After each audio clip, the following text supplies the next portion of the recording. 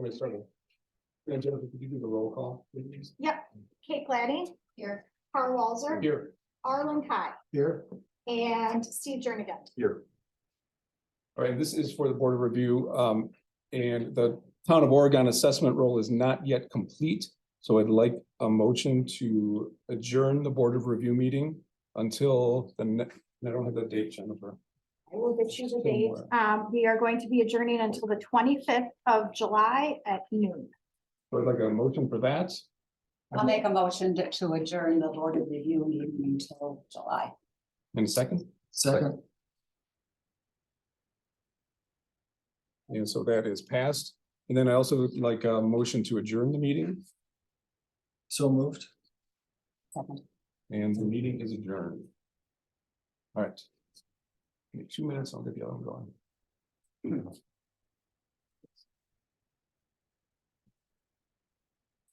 Jennifer, do you want this back?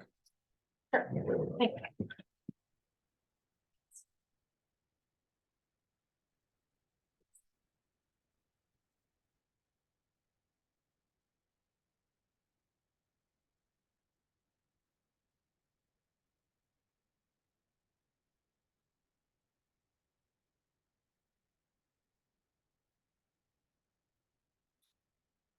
Jennifer, you all set? I'm all set. All right, this Town of Oregon Town Board meeting is now in order. And can we have the roll call for this, please? Yes. Kate Gladdy. Here. Carl Walzer. Here. Arlen Kai. Here. And Steve Jernigan. Here. Okay, thank you. And then we have a presentation tonight by Rachel from the Oregon Area Senior Center. Thank you. Would you like me to stay here for that? Whatever you want. I don't know how your camp's go. Do you want to kind of see, let's see how, it's like that one that's right here. So like, you can kind of see how they look in. Actually, So you can stand up if you want, or you can stay sitting. They see the back of your head if you stay sitting. well, that's. So where is the camera? There. It's for the cameras right there on the wall behind you. Oh, hello. Okay, I think I can do this so that my back isn't to them or to you. Thank you for letting me come and address the board tonight. I appreciate the opportunity to talk with you. Just first of all, I want to acknowledge that the town has been a very reliable, steady supporter of the senior center since we opened our doors in 1980. I know that's really been appreciated over all the decades by the village, by the other municipal partners, by the local older adults that we've served over those 43 years, and by the senior center staff. I know that you value the services the senior center provides. And I know that you guys, like virtually every other municipality in the state, are struggling with levy limits and having to make some tough funding decisions. And funding decisions aren't easy ones, and I recognize that. And so I'm optimistic that I can provide you with some information tonight that will just help you as you go through your decision-making process this year as you establish your budget. So the senior center is going to celebrate its 43rd anniversary later this month. And right now we are, for the first time since 1980, going into a budget cycle without a written agreement among the senior center supporters about how much any particular municipal partner is able or is going to donate towards the senior center. So that's one of the most immediate things that I'm hoping that the board will start to address is how much or how are you going to fund the center in the future? So what are you getting for the money that you are investing in the senior center? I sent to Jennifer a one-page, there it is, a one-page summary of services of what all is available at the center. There's a whole host of things listed there.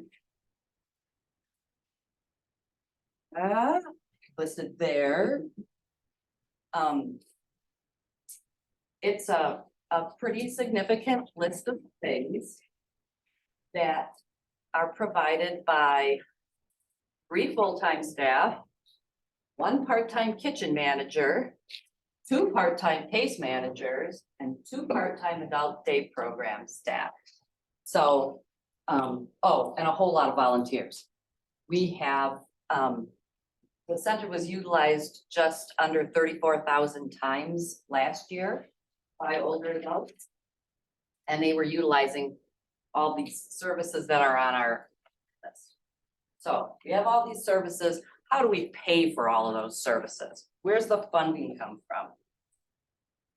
Our budget's made up of several different components, but they basically break down into 3 pieces. One is money that comes from a county grant. One is money that comes from municipalities. One is money that comes from revenue producing programs. So the county grant portion of this, we're just gonna take a slight walk back to 1965, when the first Older Americans Act was passed by the federal government. The federal government said there are support services seniors need that they aren't getting, and we need to provide them. And we're gonna give some money to each one of the states to provide those services. States figure it out. Wisconsin said, okay, we'll take that money and we're gonna give it to the counties. And the counties have to figure out how to turn dollars into services, but these are the services that have to be provided. Dane County created an entity called the Area Agency on Aging. That's part of their Human Services Department. The Dane County Area Agency on Aging looked at it and said, you know, let's create a network of support in the county. A lot of counties said, no, we're just gonna put all our money in the county seat and older adults can come there and get their services. But Dane County said, no, we don't want to centralize, we want to decentralize this, so not everybody has to go to Madison. So all these senior centers sprung up. Oregon was one of them. Eventually, I mean, obviously the act was passed in 65, we opened our doors in 80, so it took some time. The county never intended for the money to pay for everything that the Older Americans Act required. They said, hey, we can maybe pay for up to half of some of these services that we have to provide, but municipalities are gonna have to cover the rest. So we have these new senior centers saying, okay, we have enough money to do part of these services. How did they come up with the rest of the money? And every one of the senior centers in the county did their own thing. They figured it out their own way. And that's why you look at Awanakee Senior Center has a different funding arrangement with its rural partners than Oregon does, for example. So Oregon sat down with, well, the counties decided they'd spread the money out based on the school district. So Oregon sat down the village with all the rural townships in the school district and came up with a contract that was based on population. Whatever percent of the population you had, that's how much of the extra funding that the senior center required that you paid. And there's one of the old, I don't know how helpful this is, but it's a stroll down memory lane, back when things were still written on typewriters. That's one of the old population-based contracts. So the school districts were how the boundaries were defined. Eventually, Fitchburg decided it wanted to build its own senior center. So the money that they had been giving to Oregon and the money the county had been giving to Oregon to support Fitchburg went away to Fitchburg. And the senior center cut back staff hours to reflect that increased need for services. Things went along okay for a while, but then in about 2010 or 2011, the town of Dunn, which is divided into 3 school districts and was paying 3 different senior centers, town of Dunn said, wait a minute, we're paying you based on population. We don't think that's the fairest way to do this. We think that use of the center might make more sense because we don't think we're using the center as much as people who live in the village and are right by it are using it. So population-based contract went away. A municipal working group was formed that had a representative from the town, the village of Oregon, the village of Brooklyn, and a new contract was created after about a year of effort.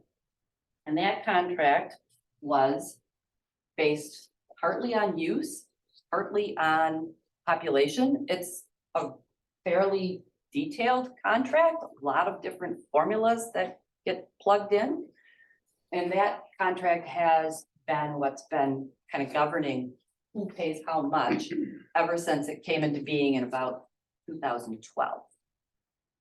So the town of Dunn actually decided it wasn't going to keep receiving services from the senior center in Oregon. It wanted to receive its county funded services from the senior center in McFarland, which was one of the school districts in the town of Dunn. So it took its case management, its transportation, its home delivered meal funding to Dunn. To McFarland, and Dunn started getting all of its services there, which meant we cut out 20% of our case managers' time, and we lost part of our funding from the county that would have supported the people from the town of Dunn. Now, the town of Dunn realized that their people were still coming to our senior center because McFarland Senior Outreach doesn't have a lot of services.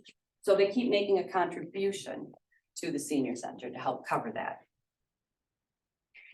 Several years after, well, I shouldn't say several, who knows what several means. Some years after this contract was first put into place, the village of Brooklyn decided they didn't want to continue to be part of this contract.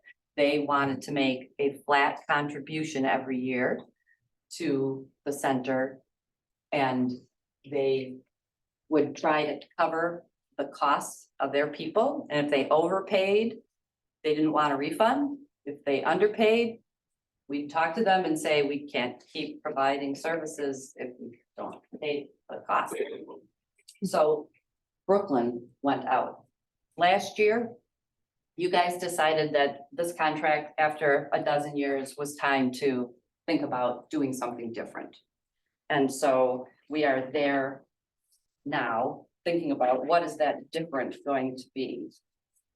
So we have the county grant, which provides some funding to us. We have our revenue producing programs, which are our adult day program, our state licensed adult day program. And we also have Medicaid case management dollars that come to us from the county through the state for people 50 and over who are low enough income to be on Medicaid and need case management. The county money, I did not ask Jennifer to put a copy of the county contract into your packet for tonight. This is it. It's 60 pages long, single space.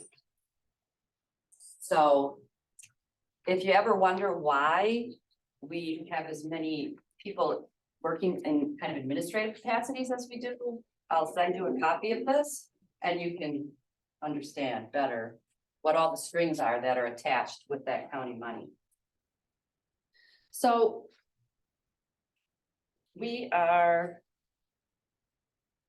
also, this is where I'm going to put in a shameless plug. We are also fortunate to have the Council on Aging. I know Kate mentioned this last month, but the Council on Aging is a 501c3 nonprofit organization that does fundraising for the center and provides funds for things that the municipal budgets wouldn't cover, like programming for the seniors or furniture that we need, things like that. And the shameless plug is the Council on Aging's Brat Bash is in the senior center parking lot on Friday from 11 to 1. Everybody in the community can come enjoy the taste of Wisconsin spring, bratwurst on the grill. So between 11 to 1 on Friday, they're doing that. I think I sent Jennifer a copy of the Aging and Disability Resource Center. One of the things that's come along in the last maybe 10 years, if they've been there quite that long. Yeah, there it is. The Aging and Disability Resource Center of Dane County is on the north side of Madison. It's a free service for people. They can call and deal with anything they want to talk about if they're older adults or if they're disabled. And it's a great resource, but it's limited. It does not ever anticipate spending more than a couple of months involved with somebody. They send the cases back to the senior centers. If it's something that's relatively simple, they may be able to accomplish it. Generally, though, with our older adults, if you're losing your eyesight, if you're struggling with memory challenges, if you have a housing situation that you can't deal with any longer, those problems don't go away in a couple of months, and usually we end up getting them back to us. So there is the Aging and Disability Resource Center. And we have not seen much of a reduction in use as a result of it being there, but it is there.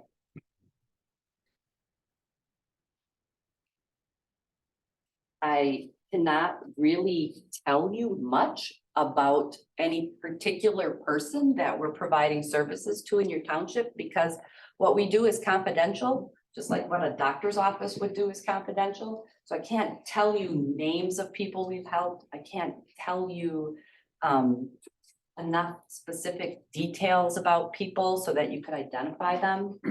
But I can tell you that over the years, we've provided support to people in the township. We see different kinds of problems in the towns typically. Shouldn't say problems, challenges in the towns than we see in the village. Transportation becomes more of an issue for people out here. Isolation is more of an issue for people out here. And things, what I call getting out of hand, is more of an issue for people because they don't have as many neighbors or people paying attention to what's going on.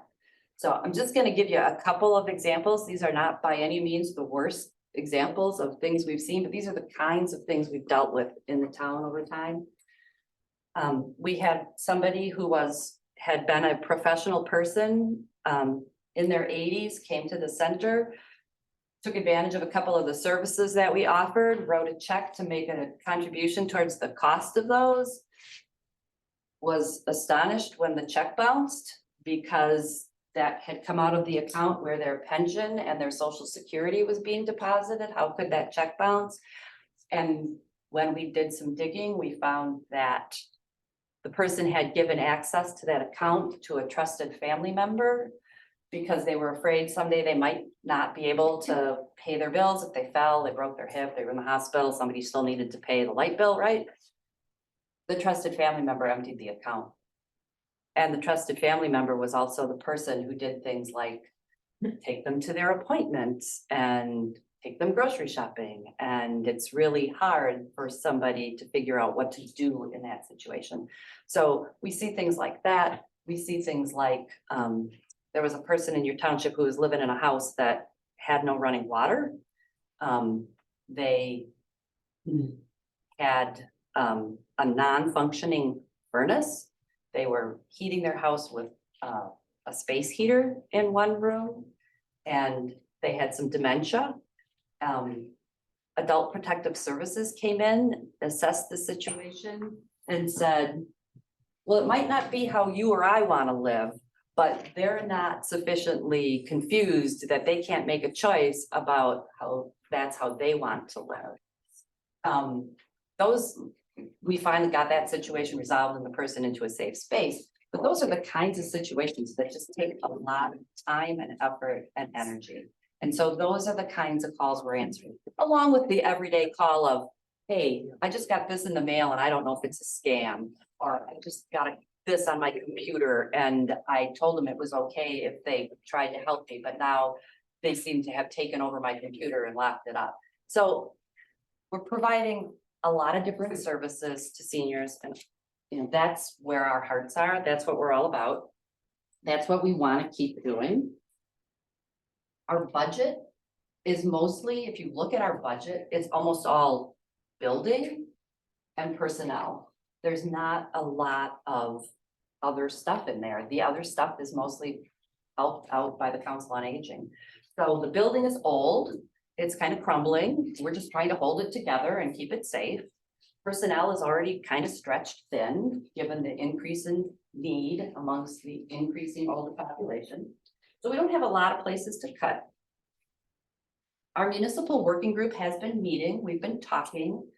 Kate and Jennifer were able to come to the most recent meeting, and they threw out a figure for us that maybe $60,000 would be what this board would feel able to approve in the, for the 2024 contribution. And we, of course, appreciate that funding very, very much. But I'm just going to note that $60,000 would be less than last year's contribution. And also, I had Jennifer add to your packet a letter from the village administrator, Martin Shanks, from last year. When the village decided to increase staff salaries very near the end of the year after you guys had already established your budgets. And the village decided not to ask y'all to have to change that figure or try to absorb more. So if you actually had paid what would have been the town's share, it would have been 70 some, I think, $1,000. So I know that at $60,000, the village may feel that that's being underfunded. They've been looking at data for so long now, for the last dozen years, and they're so aware of what every municipality's use actually is that I don't know what their reaction would be if there are any consequences of that choice, if that funding level results in any kind of like, are we not going to be able to provide something? Those aren't decisions that I would get to make. In my heart of hearts, I would never turn anybody down if I could help it. But those would be decisions made by the village board and just by the reality of if we don't have enough money to do the things that we do, we'll have to cut something somewhere. And that would be challenging. So I'm just happy to, if you have questions about senior center funding or how things are paid for or any of that, anything about the services of the center, I'd be very happy to answer them. And I'm happy to answer them tonight, but I'm also willing, if you ever want to talk in person, send me an email, give me a call. I'm more than happy to talk about senior center funding. I have appreciated very much the time that Kate has been able to invest in the municipal working group meetings. I know those aren't always an easy thing. People all come to them with different viewpoints, and that's not always easy. So thank you for representing the board at those. So is there anything I can answer for you? Anything I can? Can I ask if there's anything pending between our working group participants and the senior center as far as information sharing? Is there anything that you still need or so? Okay. Anybody else have any other questions? Anyone from the audience have any questions? All right. Rachel, thank you very much. Thank you very much for taking the time. I appreciate it. Thanks, Rachel. Thank you. Before the next item is the approval of minutes, but before we jump to that, I just want to check in with the board members. I want to try to do a couple different things. One is for some of the basic items, do it by unanimous consent, which would mostly just be me saying without objection, the minutes are approved. That type of example, or without objection, the meeting is adjourned. There would not have to be a vote. That's one thing. And then a couple things on motions. If there is a motion that turns out to be long and complex, then what we'll do is Jennifer will transcribe it and we can see it and make sure the wording is absolutely correct.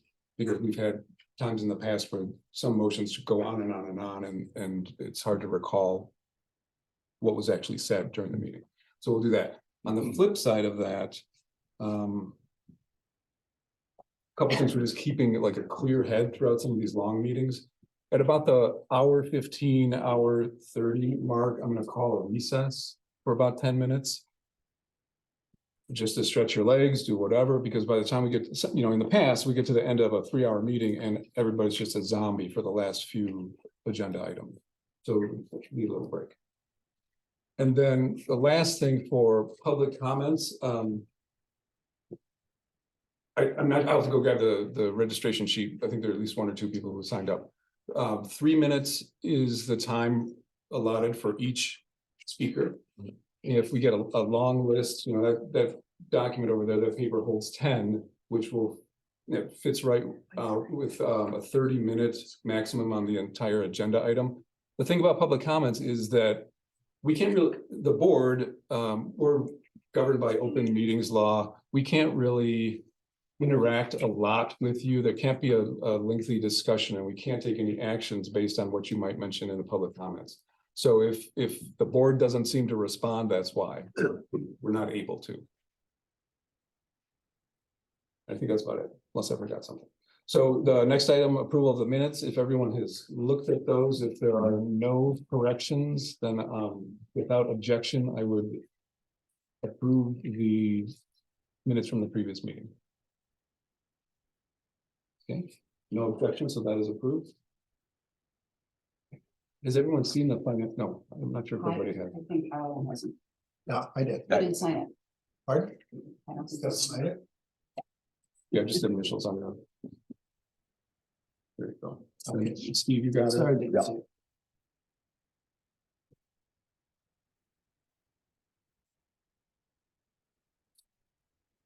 Let's do this one with a motion. We'll be looking for a motion to approve the financial report and payment voucher approval.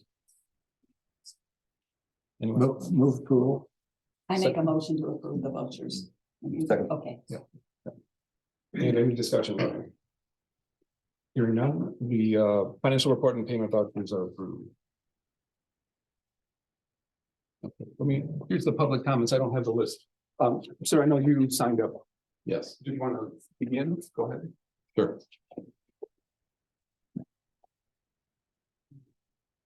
My name is Jerome Cleo, 1518 Blue Heron Way, and we've been experiencing a lot of issues with garbage trucks speeding through our neighborhood, which Blue Heron Way is kind of a curvy street, and a lot of kids waiting at bus stops. There's a lot of people that are walking their dogs and just strolling, and the garbage trucks, as of yesterday morning, we call Pelletary. It's their trucks that are the ones that are going through our neighborhood. Estimated speed yesterday morning about 45 miles an hour, and then braking to go onto another street where there's kids waiting for bus stops again, and it's been very common. And tonight I realize that Pelletaries is going to be here speaking, and I just want to get a commitment from them as to what the heck is going on. Are their drivers that busy that they have to, you know, go that fast? And then yesterday morning, again, the other truck that came through, the waste truck, did the same thing. He pulled in, and then at a high rate of speed going backwards, pulled into Blue Heron Way, and without, I don't know how he could observe what was going on around the curve, but it's not, you know, really a safe thing. And I just want to make sure that, you know, there's some regulations and some communication with their drivers. So thank you. Thank you. What time would that be? Like 7:30, 7 p.m.? I think They're in the neighborhood, like between 7:30, 8:45, 9, and we have various school buses come different through times. at different times. Thank you. And that was it for public comments. So we'll close, move on to the next item, which is a presentation from Pelletary. And can I ask, did you make a note of that? I did. Raven Oaks is a neighborhood. Yes, I definitely did make a note of that. Thank you. My name is Grace. I'm with Pelletary Waste Systems. I'm the customer service manager, and I did get an email about that. So I do want to assure you that we absolutely take those seriously. There was much discussion about it with the operations manager and myself and the safety manager. I know they're looking at, most of our trucks for sure have GPS, and most of them have the capability to see the mile per hour on it. And then most of them also have video. So they're working on pulling that data to see that. And no matter what they find, it was committed to me that they are going to have a conversation with the driver that even if he was going exactly the speed limit, we have to be conscious of the neighborhoods that there are children in, that there are a lot of foot traffic and all that kind of stuff to make sure that it's not a technical, it's a realistic, you know what I mean? We are definitely working on it. I can come see that. I have 5 emails on it, don't worry. In terms of the start of the service, we're very excited to start in July for townwide. Obviously, we have some people that have our service already, but we're excited to do everyone. We're planning to deliver the carts over the course of 2 weeks at the last 2 weeks of June. And when we deliver the containers, the residents will receive a packet of information that'll have, frequently asked questions, what time to have their carts out, etc. And a map that will show them which service areas that they're in. And then on our website, we'll have collection calendars, and then if people would like a hard copy, they just call our office. We'd be happy to mail them a hard copy. All that information is already on our website if people want to review it now. So the car packet, calendars, FAQs, links to our recycling and suggestions for long driveways and all that kind of stuff is already on there. And if people have any questions, our customer service team is ready, and just give us a call. Oh, great. Any questions from my there? I'm so All right, sorry. thank you. Thank you. Great, I'm gonna go to Ira. Who Oh, is, I'll connect that one. Okay. um, The next agenda item is information from the Dane County Sheriff's Department about our contract and the details about that. Hi, everyone. I'm Ira Simpson. I'm a lieutenant with the Sheriff's Office. I'm in charge of the West Precinct, which your township falls under. So, yeah, it looks like we have a contract for 4 hours of dedicated patrol time per month. And it sounds like in addition to Glenway Road and Judd Road, there's some issues with speeds in Raven Oaks. I'm going to have one deputy do those hours, and by contract, they typically work 7A to 11A or 6A to 10A. And in the evening, if they work evening hours, it would be probably 11A to 3P, because it's probably going to be a second shifter that's doing the work. Is there anything else specific you need or are looking for? I talked to the fire chief, and I'm going to bring you Mark today. Any concerns that we again on Glenway Okay. said the speed limit has been reduced to 45, and he said he doesn't even feel comfortable going 45 because people are passing him. Okay. Right, so. They pass 3 or 4 cars at a Right, time. exactly. So he just feels like, I don't know whether you're giving them citations at 5 or 5, okay. 45. Not a problem, especially. It's really garbled. You're asking about citations and speed in particular? So, I don't know, Mark, do you know, have people been getting warnings? Between 5 o'clock in the morning, Monday through Friday, 5 o'clock in the morning till about 7.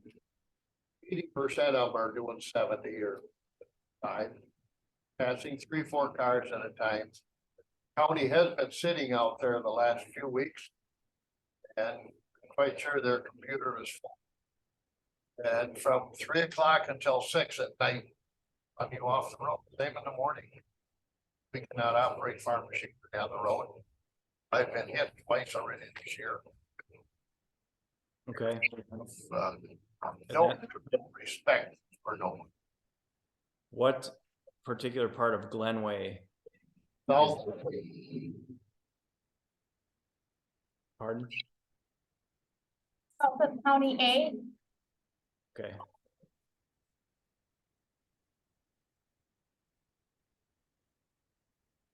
Glenway south of A between 5 AM and 7 AM and 3 p. To 6 p. that will get 90% of the. Good luck to catch the hot truck.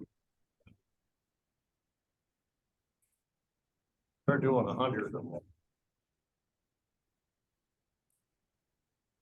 Okay.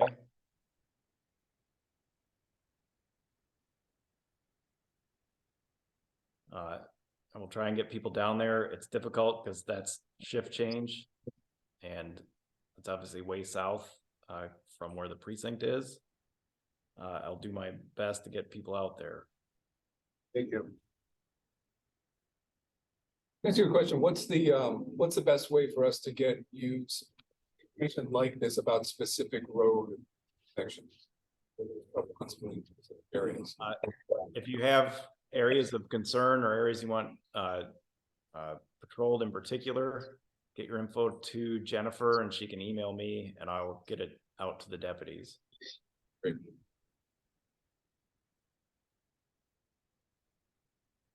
Any other questions? do you know who's gonna be the deputy for the town of Oregon? It's probably gonna be Deputy Coyne, who's a second shift deputy primarily. He's gonna be on family leave for a little bit, so in the interim, it'll be Deputy Watkins. Know what day he plans to start, or like when we'll get our 4 hours, or don't you know that yet? I don't know that yet. If you have a particular day in mind, let me know and I can work with him. Deputy Watkins has a little more flex in his hours based on his assignment.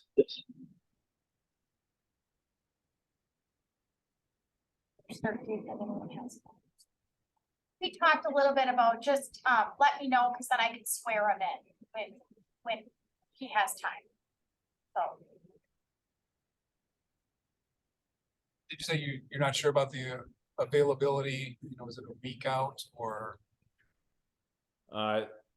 It's really gonna all depend on their schedule, as far as what they have or time off planned, or their rotation, because typically there is 6 days on, 3 days off. Based on their contract. Jennifer, would you like one of the deputies to just come in when they can to get sworn in, and then it's sort of a separate station? we can set up like an appointment, so I know he's not in the office, so, but when you get back into the office, if you can just let me know, and we'll just Yeah. swear him when he gets, we'll set up a date and time. You bet. Okay, that sounds perfect. All right, thank you very much. Yeah. Joining us, appreciate it. Have a good evening, everyone. Take care.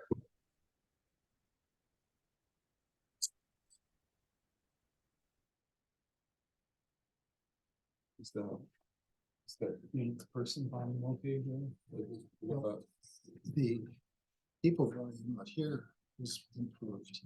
He was turning all electronic and weird. Okay, I just low for everybody. It was low, but it burned just electronic.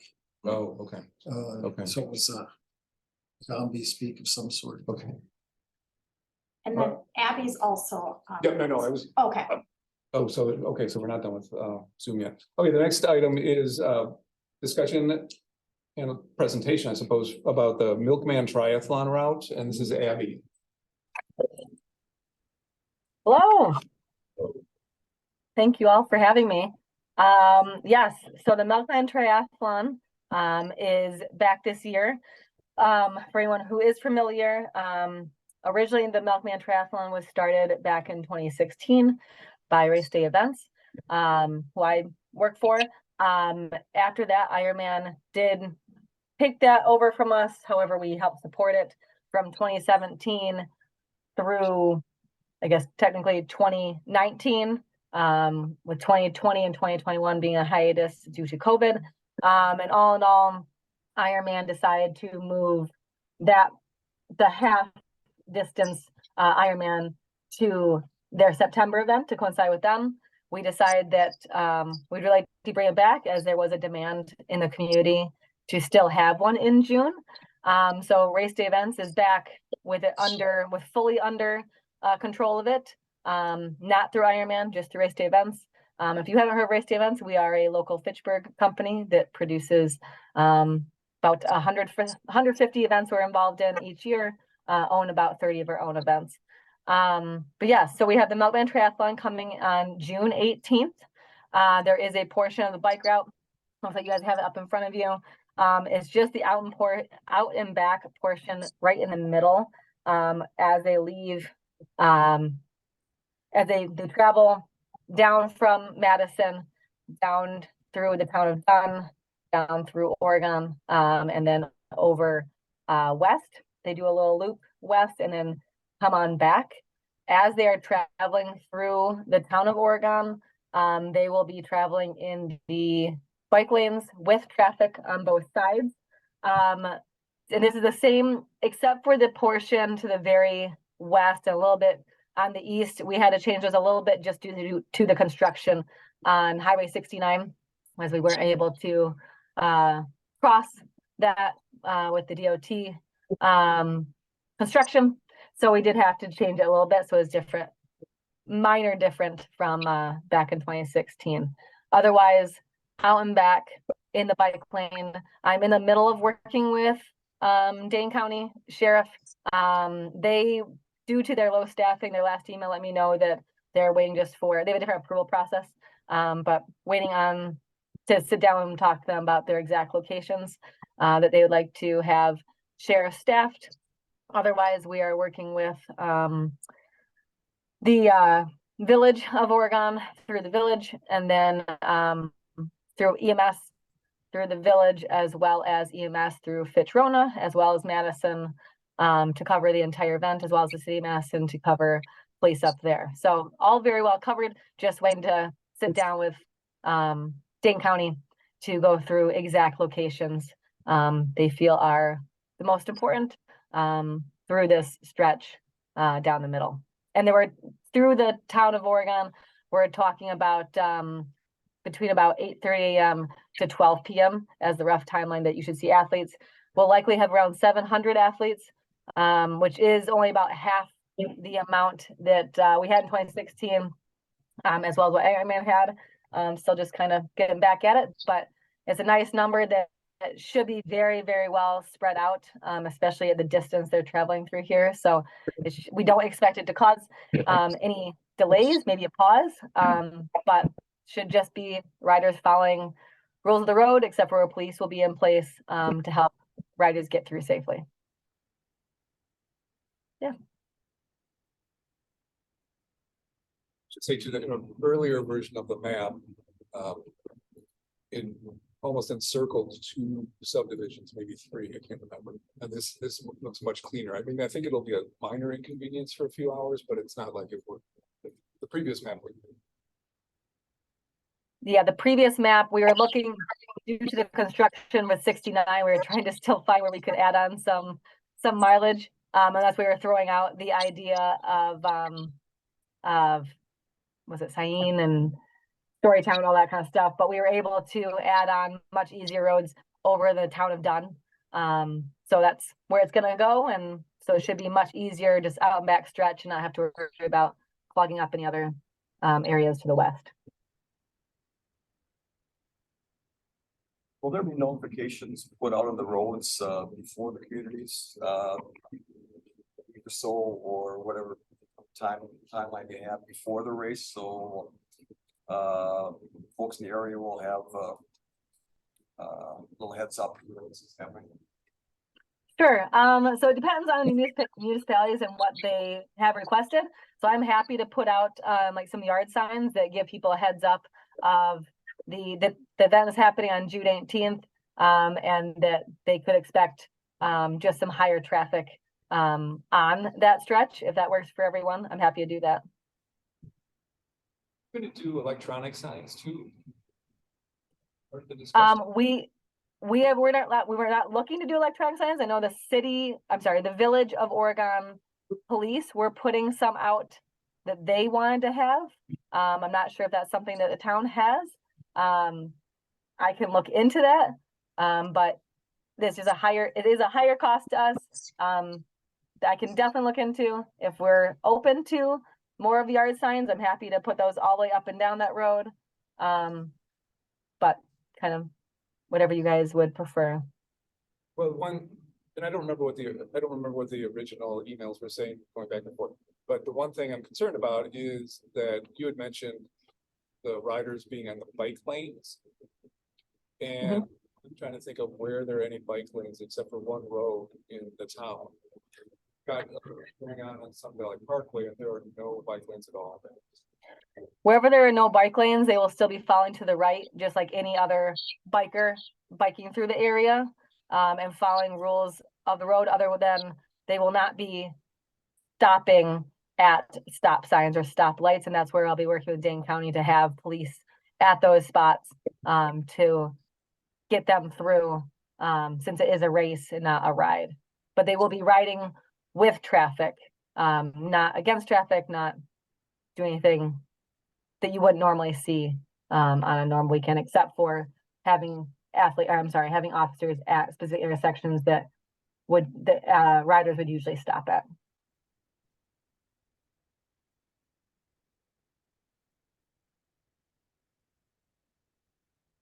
I guess there's the usual thing of people who do live on the roads or have no other way of getting in and out of their residences, or subdivision like Hobby Horse or Hampton Hill, they do not, their only way out is into the route and along the route.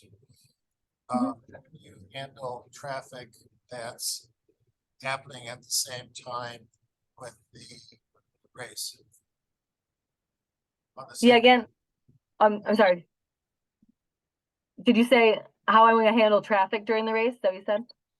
It's the traffic that is using the road while the bike riders are on the road.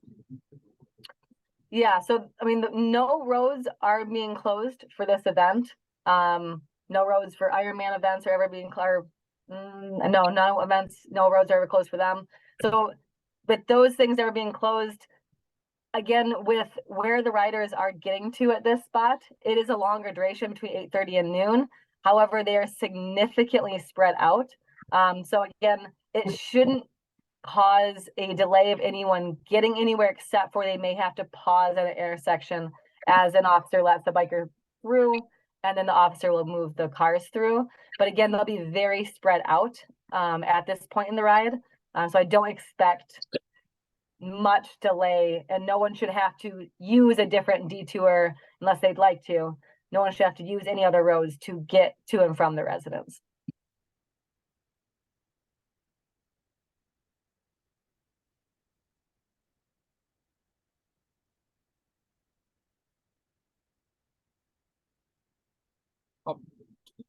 Something to make a decision on. Okay.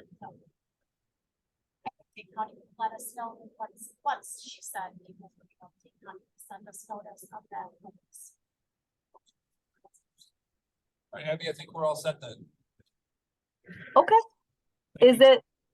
Was dispatch notification, are we good? I'm happy to put out yard signs down and back on that main stretch. Does that work for everybody? About like a week out?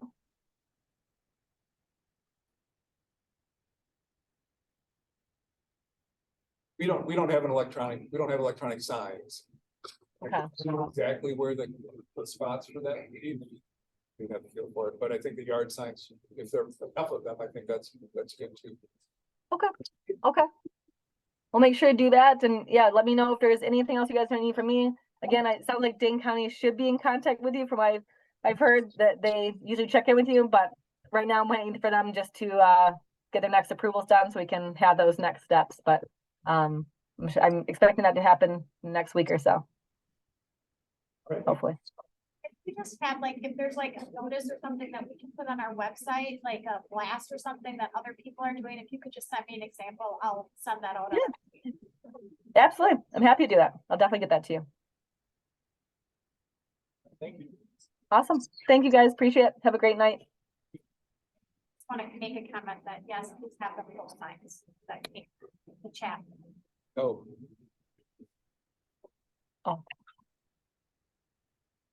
You got it. Thanks. Thank you.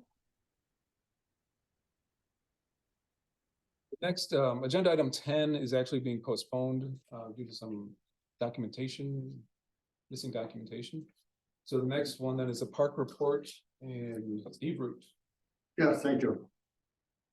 I believe in your packet, you'll have two estimates for seal coating and crack sealing the parking lot at the town park and the hard surface roads, hard surface trails. Page 64 and 65, excuse me. Steve. Sure. 64 and 65 of your packet. Garner and Scott. Park committee, picked Burner, it was the cheaper of the two estimates. And I realized it's a healthy amount, however, the parking lot really needs it, and as well as the hard surface trails. For an upkeep purposes, so I'd like to have approval of spending that $8,526. The contract was for 20 days, which has already expired. But Abel called the company this afternoon and they said no problem.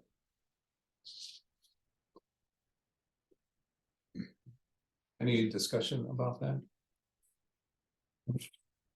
And then, go ahead.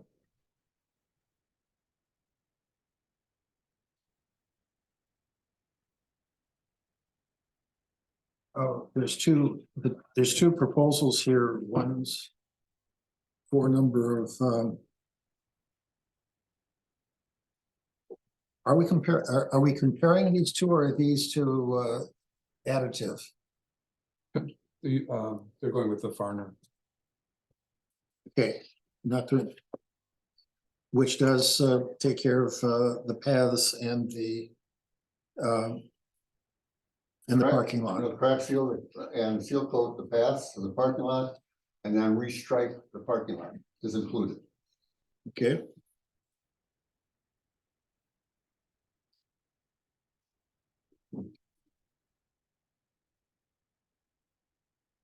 Anything else? Harlan? Nope.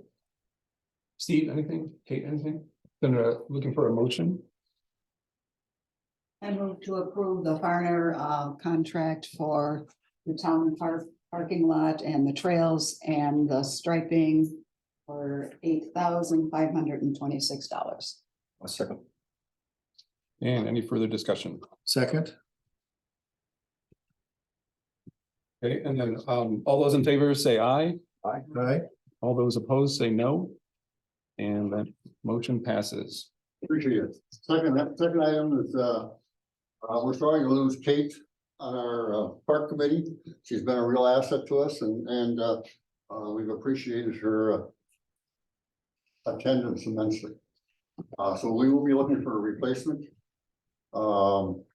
individual. And we are also looking forward to a board assignment for the park committee at some future date.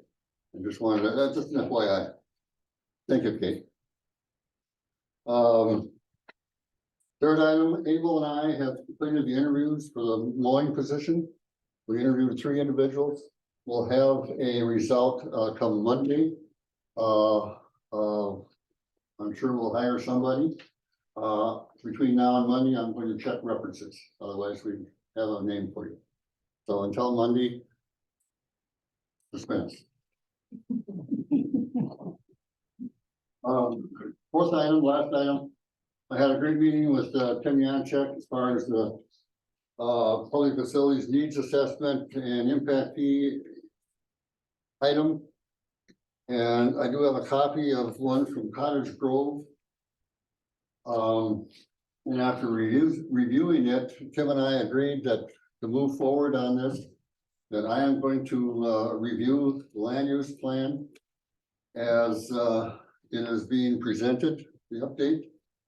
And my understanding is approval should be coming sometime in September for the land use plan. And I want to make sure that the land use plan does reference Oregon Township Park and Recreation system that we have in place. And we also found out that as individuals, we cannot do it ourselves. By state statute, we're gonna have to put out an RFP to have the work done by an outside agency. We have we would like to make a recommendation to the town board to put in their budget for this RFP. The cost is for our township can range anywhere from $10,000 to $20,000 to get this accomplished. So that the impact fees can be used properly that we have been collecting. Any other information I'm willing to share with you? But basically that's what we come up with to do. So that's it. Okay. Do you have any questions? Any questions? Ann? Nope, thanks, Steve. Thank you. Okay, thank you.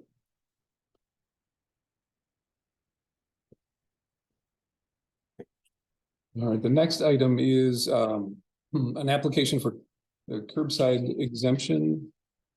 And this. Arlen, do you want to fill us in on this? Or no, you can't. Well, I can't, no, I have to, okay, if you're talking on item 12, I have to recuse myself. I need to. Oh, did step- we skip number 10? Oh, yeah, we skipped. we skipped 10. Okay. Yeah. Okay, I'm sorry. So I'll be recusing myself and heading to the back of the room. Are there neighbors, Arlen's neighbors here? Yeah, there are neighbors here. Okay. So. Jennifer, did we hear There's back Dale from? Secker, Dave Balsiger, and Dan Cases. Back here. Jennifer, did we hear back from? Handout, this will be giving. Thank you. Even Darrell, he's got to recuse himself. Thank you. I probably should. Anyway, this is a pretty low-tech presentation. Compared to some of the other presentations made, but so this is a handout.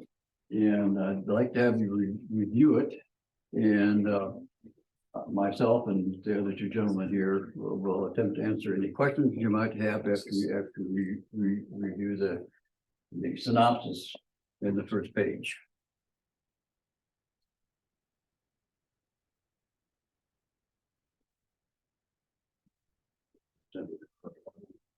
That for the people?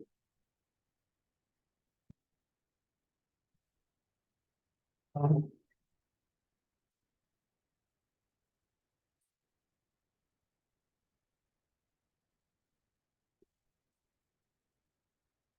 think one of the issues we have with this is that on the application. The qualification for exemption mentions a multifamily housing. And I know your neighborhood and those are all single family homes. Yes, and then the last paragraph addresses that. Well. I'm not sure that qualifies. Well, we have a road it's a road maintenance agreement. It's actually. It should qualify. I would think it would qualify as.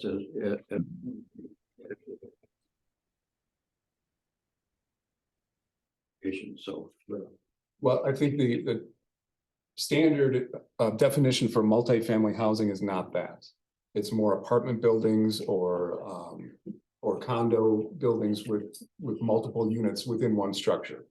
Well, So that's where we're getting tripped up a little bit on this. Well, I mean, it sounds like a pretty straightforward interpretation, but are there any such units in the township? I mean, I think we're very close to being that, even though we may not literally come under that definition, but I think we have an association that we work with, and I think we want to do this because we're having issues with being so far off the road. I really understand their issues, and I also understand that Pelletier is trying to work with you Yes, to we figure are. something out, Pretty so good. that's great. And we were hoping to see, I thought that someone had said that there was an agreement, a draft of an agreement. Where Pelletier- We have that. We were sent that today. We already have it. It's ready to be executed. We have Well, a full contract from them. But we need to review that though, more than 5 minutes before we have a meeting. So a couple of things. Number one, We asked for an opinion from our attorney on whether your homeowners association and group of homes would qualify. We've not heard back yet, so we may need to postpone this item. And if you've got agreements or draft agreements with Pelletier, then we need to see those too. Yes, it's taken a while to get all the ducks in the row. so Oh, I to speak. understand. Yeah, so I don't, Yeah, and plus with working with them too, they want to understand what the outcome was here. So you talk about this multifamily, I mean, that's the only exemption right now for the policy? well, mainly it's commercial or multifamily. It's right there, it's Yeah, on it's on- the screen. Oh, Yeah. or- It's B is how the ordinance is written. So really it's intended for properties that have dumpsters essentially, you know, and so you're not a business. Let me pull it up real quick here. Well, You're not a, there's a farm business associated, but yeah. but not everyone though, right? You know, not all the Yeah, please owners. read through all and look at some of the documentation we have in the back of that handout. Okay, Also, our main thing here too is a safety aspect of it, because if you, obviously, per Pelletier's ordinance or policies, we have the mailboxes right to the, it would be to the west there. And then there's the intersection, so there's no room there to put cars. And then the other side, I mean, with the way that Lincoln Road is constructed, that's our concern, it's just a safety thing. There's no room there. So that's, you know, no, I understand that, It's yeah, very much a safety issue down there. yeah, I understand. Gravel road, well, it's asphalt for waste, and that's what we use the asphalt section, so it'll be off the roads, we're offloading the dumpsters, but we can't, there's no place to put that many individual containers down there and be safe Right. and secure. I know Pelletier, and I think it's in our board packet, they reached out and said, we asked, and they answered saying that they absolutely are not refusing to pick up the bins there. They can't go down your road because, No. you know, soon, I think they looked at the asphalt too, and also then the gravel area back farther. And I don't know if you met with one of the reps from. we did, Pelletier? yeah, he came on site, we had a site meeting with the individual. Right, so it's a trick, it's Yeah. a tricky situation, I Right. totally Yeah, agree not- with that. Not a safe situation. I'm a civil engineer by background, and I've looked at the various options down there for what the town would like to do, and I still feel that from a safety, security point of view, we're much better off to try to opt out and have our own system down there that would be safe and secure. Yeah, this isn't, I mean, as I know, this is mentioned in the writing too, I mean, this is not I mean, we're gonna be paying more money, you know, we are not, you know, we're better off going with the town contract. And then also, I mean, you know, we don't want a dumpster in front of our, you know, property any more than anybody else does too, but it's just, this is the most safely and effective way, and, you know, we'll make sure it's screened and looks nice, because I mean, that's, you know, all of our properties as well, so. Right. Totally understand. Could you send whatever other documentation you have to Jennifer? Yes. And then I yes. think we need to postpone this until the next meeting. Yes. So we'll review your That'll give you packet and and we'll review the Pelletier documents Absolutely. When is that, is the next, is it monthly, or is it? oh, monthly. Okay, So second Tuesday of June. okay, just think of that, we just, because if we do, we have to, you know, get the pad and everything put in, so there's some construction time too, so, okay. Okay, so we'll, Dan's been the contact person at Pelletier. And I've just been the overall because of the ownership of the primary property. And please read through the report that I gave you, and there's some good information there that I think that will help us, the board, to be able to make the right decision. And then you have an outstanding item with your attorney, you said? just a question about the definition, Well, the legal definition of what's on the form, the multifamily housing, which.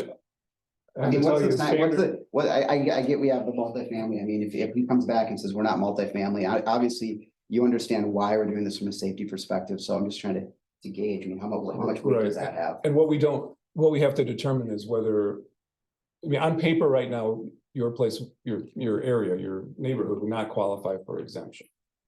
So we're trying to determine right, and I think. what Pelletier says, what the lawyer says about your request for the exemption based on multifamily housing, and whether there's anything that we can do about an exception.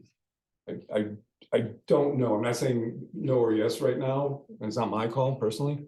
So I'm just saying that we don't know at this point. We don't have enough I information. think we do need to do further research And I think we have to have a broader interpretation of the ordinance, the way it's written. And, we got legal representation too, so. We don't want to get into that if we don't have to, because we want to do the right thing. For the town and the right thing for the community out there. Yep, so as I said before, send me whatever else you have. And let's see what we can Okay, work through. well, so we'll postpone any further and please keep us posted as to what we need to do for further discussion on this. Yeah. Okay, Will do. but we are going to have some kind of a contract. We're in the process of signing a contract, but we can't do it. unless we Yeah, get- if there's anything administratively, like if there's a way you can find, if we have to resubmit a form with some other exemption, like just let us know. I don't want to get something caught in a technicality. I mean, if you're, and Kate and Steve, you should have jumped in there because I'm not going to monopolize. But if, at the extreme end of this, you could do whatever you want with Pelletieri, but it would not be an exemption from the fee that we pass through in the payroll. And there's Or no, in the sale. we don't want to pay double for something. We want to pay for what is right to pay for and that serves the purpose of the township. As well as the individuals on, and its development. So what I was concerned about too, I mean, it's just, with height spacing them 4 feet out apart, if we have to do that, you're gonna have cans in the middle of the road, and that's a safety issue for everybody involved too. I mean, I can't guarantee that I'm gonna have my can off, 2 minutes after they're done. I mean, I just can't do that. It's just so far away because we're Yeah. all according to. I mean, it's just with the amount of homes we have back there, it's unique, which you understand, so. I think there's another area that's similar, maybe 2. I don't think it's many homes, but yeah, so like I said, if you could get us that information and we'll look at your packet. Right, and see if you can get a little more lenient legal interpretation of what's legally correct and not correct, because I think there's some wiggle room here as far as the literal definition versus a more, a broader definition. I made a phone call to the newest place within the last 2 years, New Glarus went to curbside. So I called there to talk to their town clerk to see what they did with your situations. Okay. I good. ride my bike out there and there's a lot of situations like yours and longer driveways. With the same amount of homes. Is that any houses involved? With the 8, 9. There's some with more than one home, maybe not 8, but Okay. anyhow, I asked, what did you do? And they said, we just have no exemptions. And he also had worked with the town of Verona. And they said, it just makes it too hard. I already got phone calls from 2 residents that saw that you were on the agenda. And they said, well, if you're going to give it to them, then you have to give it to me too. So those are some of the other things we're weighing. But somehow, New Glarus in the town of Verona has worked it out. And Don, I know, started out with a few exemptions. They even started out, because I've called around and asked a lot of places. Because they started out, they didn't make people get it that were on vacation during the winter time. But it's just been too much work for the town clerks to have to do exemptions, because then there's more and more and more all of a sudden. I agree with your interpretation, but also what you said there too, you said not with that many homes. I still think this is a very unique circumstance. You're gonna have 18 cans out there. We have a mix of older people, we have younger people. I have kids as they get older. They're gonna be expected to go get that. I just think from a safety and liability issue. So something the town has to I mean, think I know about. Arlen lives there with you. What about trying to come up with some brainstorming amongst you people? Because I have, where I live, I live in a subdivision. I don't use my whole garbage thing. You probably could work out a system amongst you with kids. Maybe we could get scouts to help. But you probably don't need all of them down there at the same time. There might be other solutions. So you're saying not have, so that you just reduce the amount of cans? Well, no, I mean, every one of you would get them. But you could work amongst each other how to get it down there.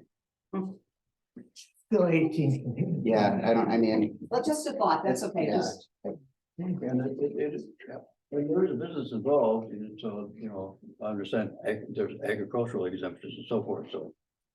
Well, that one business We'll stick to gets an your- exemption, right? Karen Joe Farms, Yeah. we get Like I say, I'm an engineer. I have a great feeling for the land. I grew up on farms and built houses by hand when I was a youngster and so forth. So I'm trying to make the best use of the land out there without things going to waste and trying to optimize the utilities of the area. And that's the reason I created the lots. All the lots are out there. I have created. So it is a pretty special situation out there, and I hope that there'll be some leniency as far as interpretation.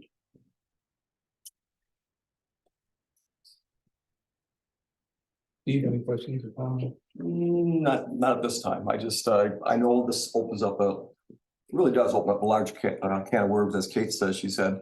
Calls from other people. There are other driveways as long as that. Does that mean homes back there? Granted, there's not 8 homes on them, but it's still that individual. To me, why not come down and say, you know, I've got this quarter miles to drive. A truck can't come up there. I've got the same situation.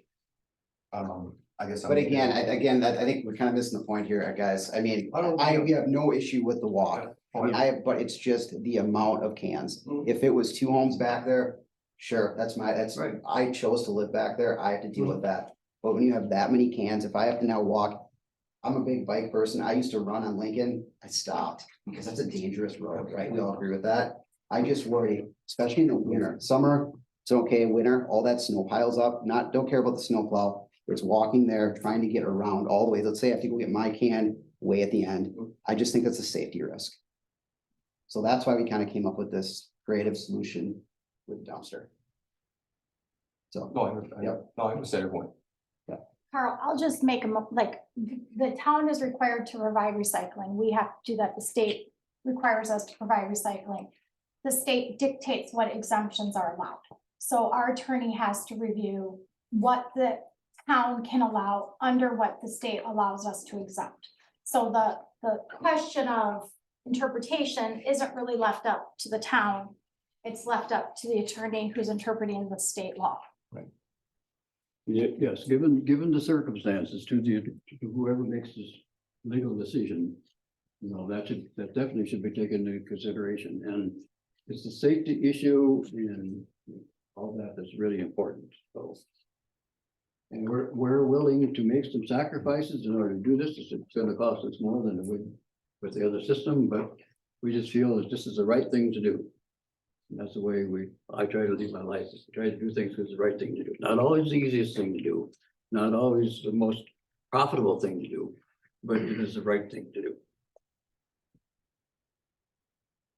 Gentlemen, thanks. Thank you for. yeah, we'll issue attending. the agreement. Okay, Thank you. appreciate it. Thank you. Well, thank you for your audience and we'll have a continuation with respect to that. So, Yes, thank you. I'd like to make just one comment. I think you are finding out the big screw up you did with this whole cotton picking thing. I got the Can I big stop you problem there? myself. I'm gonna stop you there because the public comment section was earlier. This part is board meeting, you know, it's a board meeting. So there. You those heard folks- me. I heard you. Those folks are on the agenda and that's why they. Okay, we are not done with that agenda item because there are a couple other applications that have been presented. One, it looks like from Romaine Ace, and I do not see any kind of documentation about Pelletary received No. invoice, so we can't act on that. Would you like me to send him a letter? What I've been doing with the ones we approved is I will send them a letter, whether they're approved or disapproved. Would you like me to send him a letter asking for documentation of His son, I think it's his son.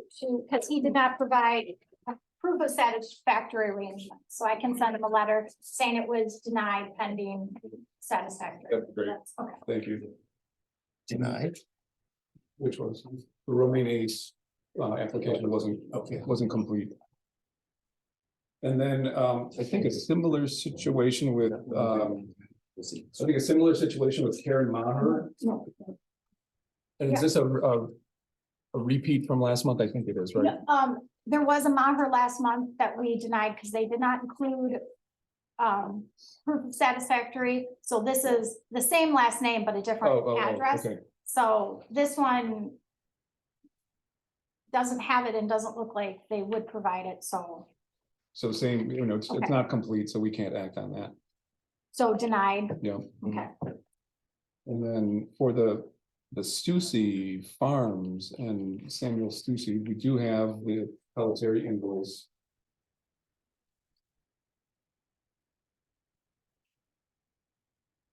So are we looking for, are we doing these individually as far as approvals? I think we have to, right? You can do it whichever way you like. That's the last one, so. Oh, okay. So I'm looking for a motion to approve or deny, I suppose, the Stussy application. It looks like it's complete to me. Can we make that motion so like that we could just include the 2 denials and then the 1 approval in Okay. that motion? Yep, so whoever moves. Please include all 3.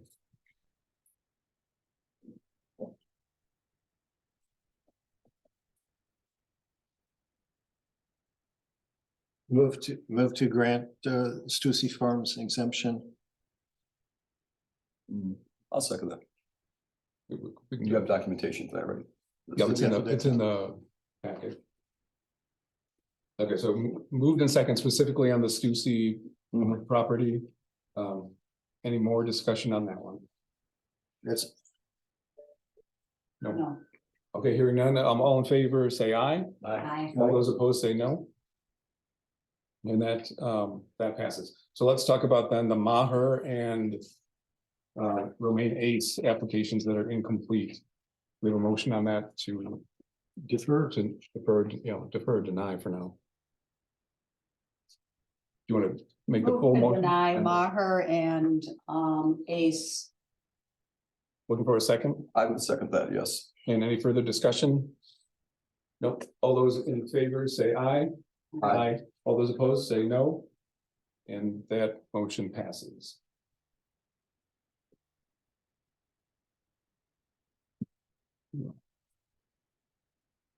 Next up is discussion and possible decision on ordinance 98. Those are all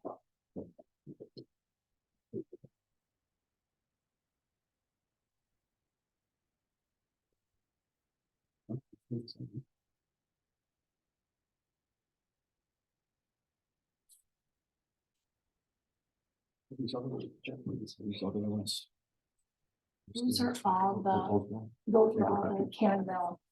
Yep. It looks like it's on page 84 when it starts with the attorney's letter.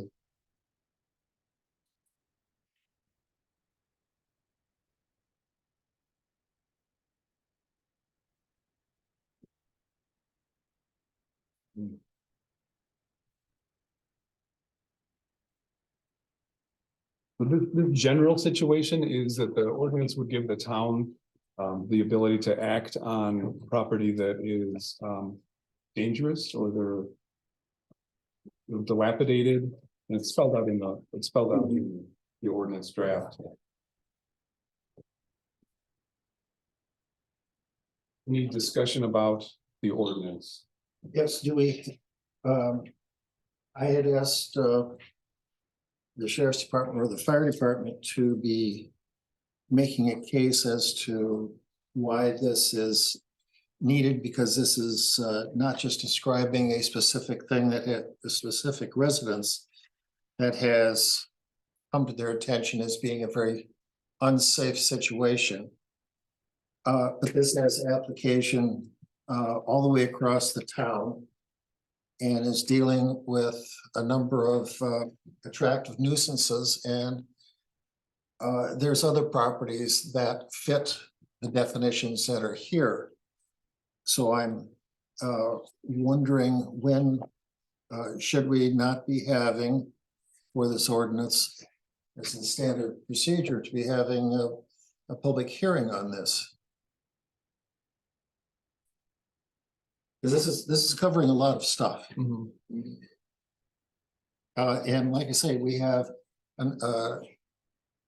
at least 2 homes that I am definitely aware of that are abandoned and would fit the definition of an attractive nuisance very well. There's a number of properties that have fit the attractive nuisance as to the way the yards are maintained and the stuff that's in there. And so we're not just focusing on one property, but a number of properties into the future, especially as our farms are getting bigger, the farmsteads and the outbuildings are becoming unused and becoming attractive nuisances. So I see that there is a need for this, but we also, I think, need to be having some public input into this. Any other comments? Kate or Steve? Well, I understand what you're saying, Arlen, and I was not aware of the situation inside of the house until Thursday. Right. And that all of a sudden creates a very serious thing that needs to be addressed before someone is maybe. I mean, it says right here that the pile of debris from floor to ceiling, there's a woman in that room and there's a risk of the debris collapsing onto her that could result in injury, if not death. Okay, us passing an ordinance per scurry here is not going to stop that. Because even if one cites it, they have the right to cure. So they got 30 days to push the newspapers back. No one can even get into the house, so I guess. I know. These are things that are, this is the reality of it. Can I just say, if Kate's got the floor, let's let her Okay. finish. Well, she asked me. Let's vote. Wait, Partway, halfway.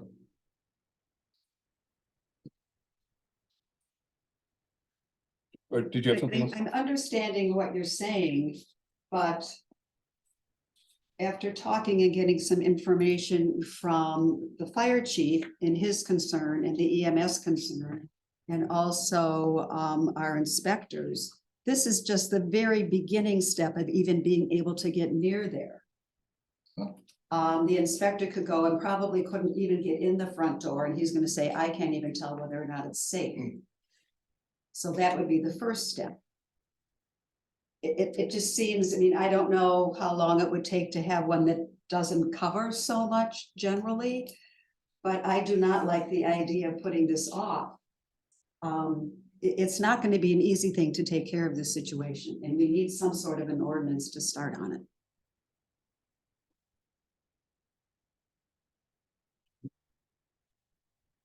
I'm not disagreeing with you on the need of the ordinance. I'm looking at the process. And I'm also looking at the reality of when it gets passed. The process, the family has great delaying potential. And they can keep on doing a little bit and keep on getting extension after extension. It does not remove or help the people in the situation. We do have something that we should have. It's my understanding we do have some help from Health and Social Services that can be potentially removing the people from the situation. I'm just looking at the reality of process that's going through. We pass this. This is going to be affecting a lot of other properties that do not have that situation within it. So this is not something that's going to happen instantly. Are you looking at passing this tonight? It's a possibility. Yes. Can we do this without a public hearing?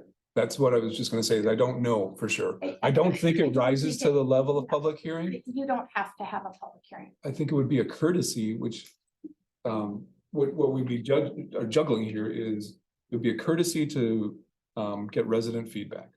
But for now, there's an immediate situation where we could contribute to a solution.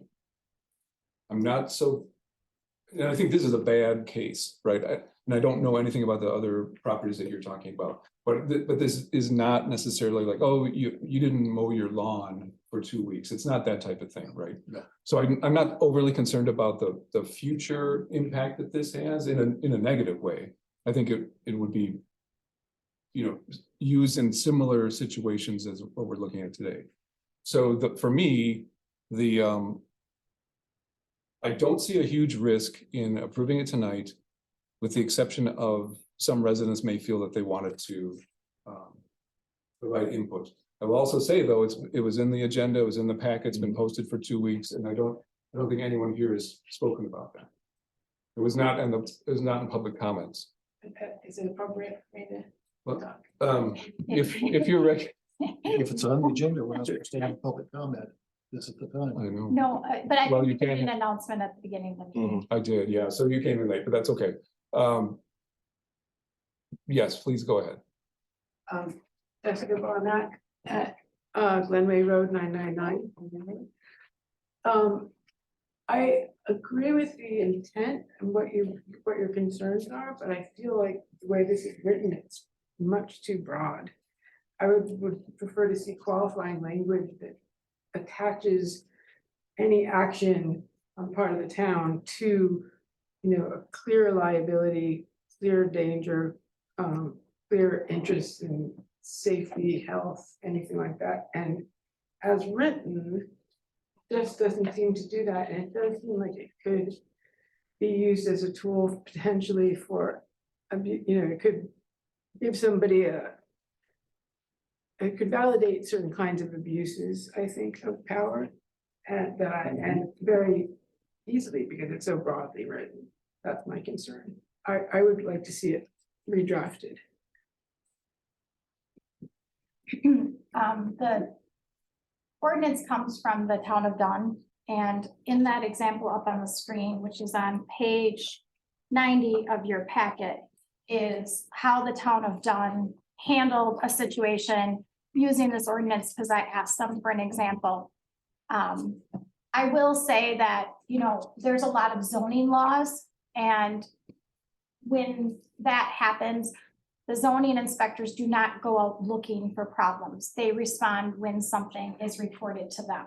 So if someone's violating a zoning ordinance and nobody reports it, they're not going out and finding it. And I think this would be a similar situation. We're not going out looking for it, but rather responding and having the tools when needed.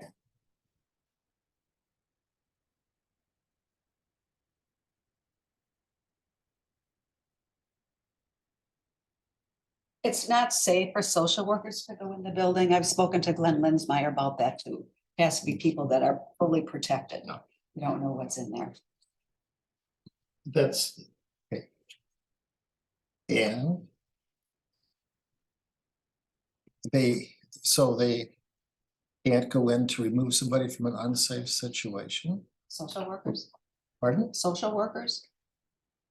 Social workers are not gonna feel safe going into a building like that. That's not something they would be asked to do. Fire department, maybe when they could wear protective gear. But plus you can't even walk through the place. Right. Yeah. You can't even get in the front door. You can't get from the living room to the kitchen. That's a problem. We have a very serious problem here.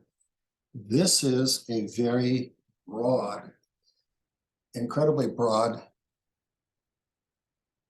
ordinance that is dealing with a lot of things, and it's not dealing with the interior of this unsafe situation. And I'm not sure that that this is the only tool in the toolbox to get into this house. It is a tool that I know of 4 properties in the town, and I haven't been looking, just ones that I'm very familiar with, that would fit this definition and would need to be declared an attractive nuisance that we have not done. This person in this situation will resolve itself one way or another, and in the future, this ordinance will still be here. It's a very broad ordinance, and this situation on this particular home will not be on the mind, because we'll all be all of us will not be here. But this ordinance will still be here. I guess I And be don't, applied to other things. To other situations. I'm not saying that's a bad thing. Because some of those situations should be rectified, but this is not the way to solve that one. If we have something that's more, threatening to the life and limb, that unfit for human habitation. If something is unfit for human habitation, it is unfit for human habitation. And should not take this ordinance to rectify. Say, this is a very broad ordinance, and I'm very hesitant to move it forward. For instance, even that in my architectural practice was built on working with old historic existing homes. And a phrase under deterioration, it's so old, comma, as one item, and dilapidated. The so old has been used to demolish more historic buildings that were still very serviceable. There's a word that I want to scratch. Dilapidated, yes. Has become so out of repair to be dangerous, unsafe, yes, that's good. But the rest of this is we need to be addressing the situation directly and not drag in a whole bunch of other things.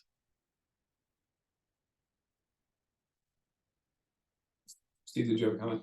I guess I was getting confused. It seems like we're talking about two different things, the overall ordinance for one, and also the property that needs to have something done with it pretty immediately. Yes. My take on this is So I think that we have, I understand, but I think we need to kind of divide these two. I would agree that this is broad.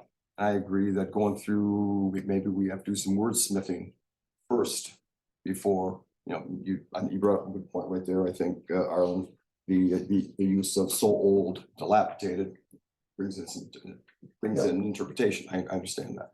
Maybe that's where we're stuck. Maybe we need to go through this, take some hours and go through this, and make some deletions, corrections. Our input, and I think was probably with other input. Who wrote this up for the town of Dunn board? Write this up? Did they have attorneys write this up? But we had our attorney review it also. Have they? So he modified it and narrowed it. He did, okay. Now, if it's, but we didn't give him direction to say, make it as narrow as possible. And I think that that's not the best way to go, because then all of a sudden you're dealing with individual ordinances based on like a single property. Has anybody seen the house and the outside of the house? Oh, It's pretty bad. I couldn't get to the front door myself when I was. Right, I mean, it's even before we knew some of the stuff about the inside, the outside is just. Yeah. Something needs to happen. Right. I think this is. Even without the information on the inside, something probably would have to happen to the outside, and there's no way that we can do anything as a town unless we have some sort of ordinance. So why do we have to have something as a town, and the county with its ordinances can't? That's something I'm at a loss for. The county deals with the outside. I can say from an office perspective, we get calls about this house all the time. It's consistent. But the county does deal with the outside, and if you read in the attorney's letter, it talks about how they've had violations and they've been cited from the county. But the county cannot deal with the inside. That's where the town has to, because we have the building inspector and the fire chief. Those are the people we employ, and those are the people that can make the determination that the inside of the house is unsafe. Because that's what our control is. And that's who determines that. A building inspector decides the weight that, like, say, the structure can. And I think that's one of the concerns in this particular is all of the stuff and the weight, and if the floor can hold that much weight. To me, the immediate consequences that maybe we can contribute in a positive way to outweigh the breadth of the ordinance, the way that it's written. That's, I guess that's not, 100% scientific or anything like that, but I think there's an immediate benefit that we would bring to the situation. Dave? Just curious, this ordinance, I've not read it or know anything about this, but is the ordinance geared towards a house and living structure only, or is it also geared towards outbuildings on older farms that may not meet some people's critical eye for paint and whatever? I think it has a health and well-being of a person in the Okay. house. I mean, when Arlen was saying that this is kind of broad reaching, again, Right. without reading it, I would hate to see something put in place and all of a sudden old buildings on old farms that are still useful for that farmer, but might not meet the criteria of somebody driving by and saying, boy, that looks ugly. I would hate to see now a new group of structures or people affected. Right, there's a big safety component to this. It's not necessarily, there's a big safety component to this. It's not necessarily, oh, that barn wood is not painted. Right. If it's an outbuilding, and I shouldn't try to get into like specific examples without having just like looking at the ordinance and pointing to it. But I think it's more of a safety control rather than purely whether the structure is worn or not. There's more to it. See that in the language though. I am I'm looking at the the- document. I'm looking at the Where- definitions. Where is that language that ties the state of, say, deterioration of an old barn, for example, because there's a lot of those around, to concerns about immediate safety concerns in every case? Or similar to safety concerns like. I'm looking at it in the definitions and I don't know that I can trace it back to the actual, I can't right now look at that.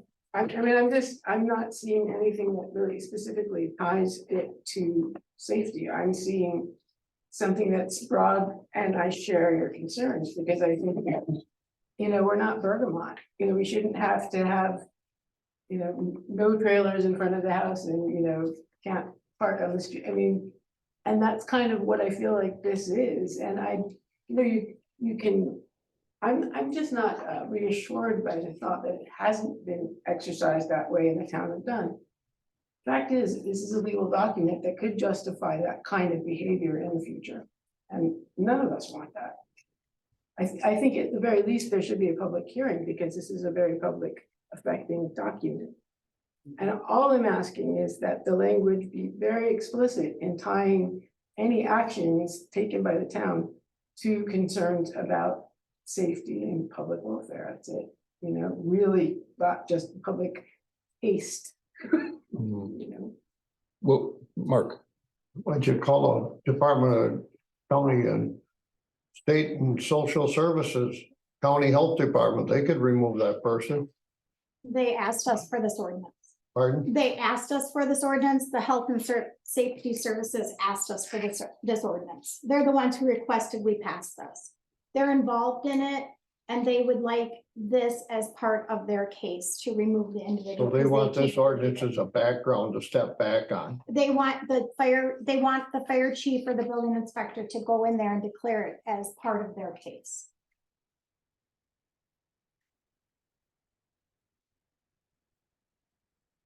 This was presented to us from them.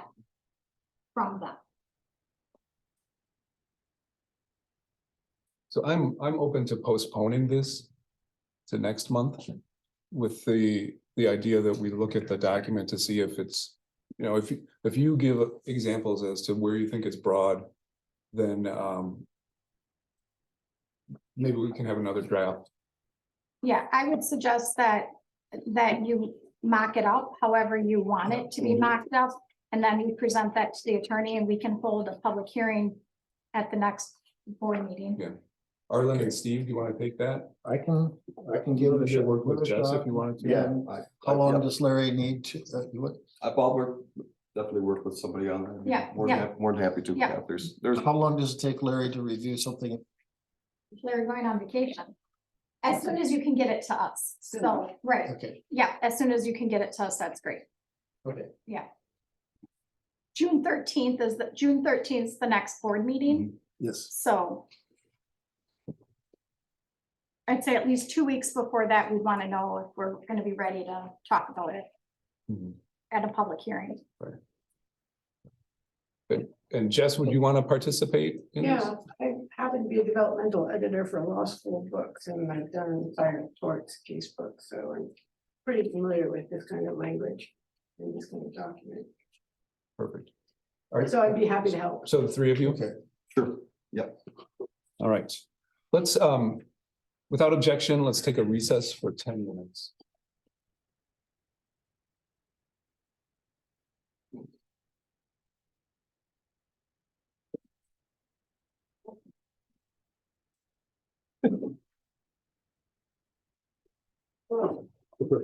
We just like.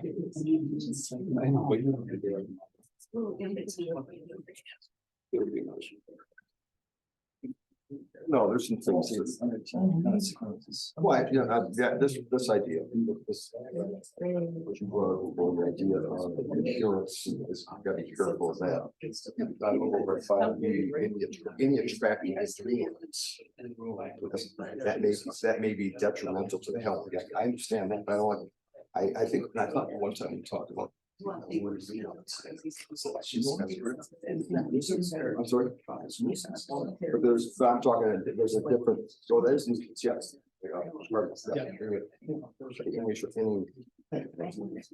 Any attractive nuisance, I don't know what that means, that may be detrimental to health or safety. I guess I don't, I'm trying to think of an example of a nuisance. Yeah, there's certain things here that happen that I think need to be. I think we can do a better job. I think we can do a better job. I mean,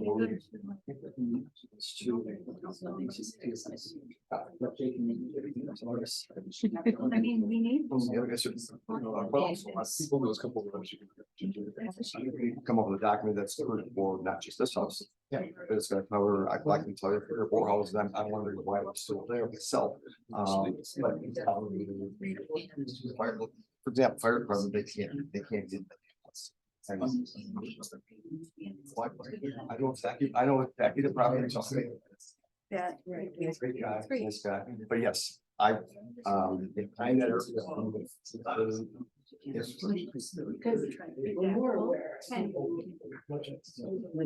Here's this stuff. Those are highlights of the better images.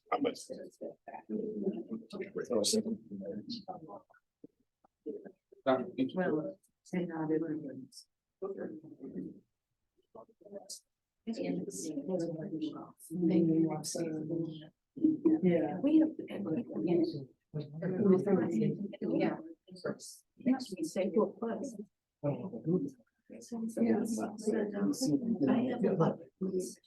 Right, you know, that doesn't change too very much. Guys down at the torque station. Be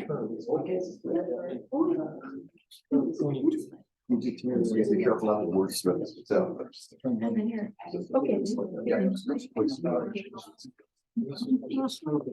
But it's fine. I gotta run my car. Trip over. Yeah. So I get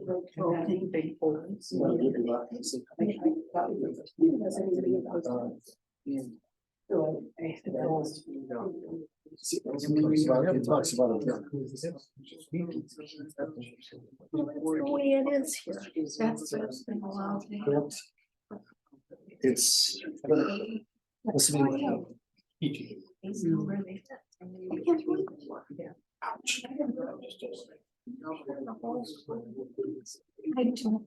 that there's gonna come.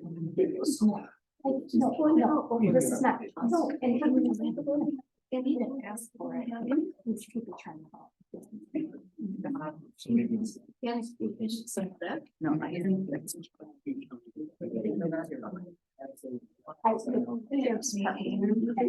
This is. You know, so. Stupid fools who work.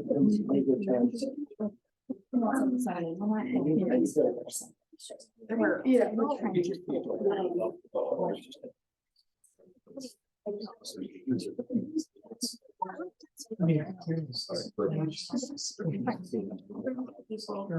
Lining up on those steel. Yeah. And you know, what you try to do.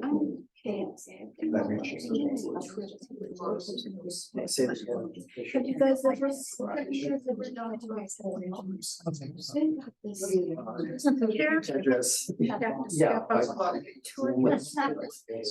I should say the Okay. changes. I'm sorry. Anybody who no, 45 needs a raise. So we have to. So he has a development agreement and so. Yeah, I'm so told. We have to. Okay. Okay, so. She wanted it to. So I will text you. And now it's for.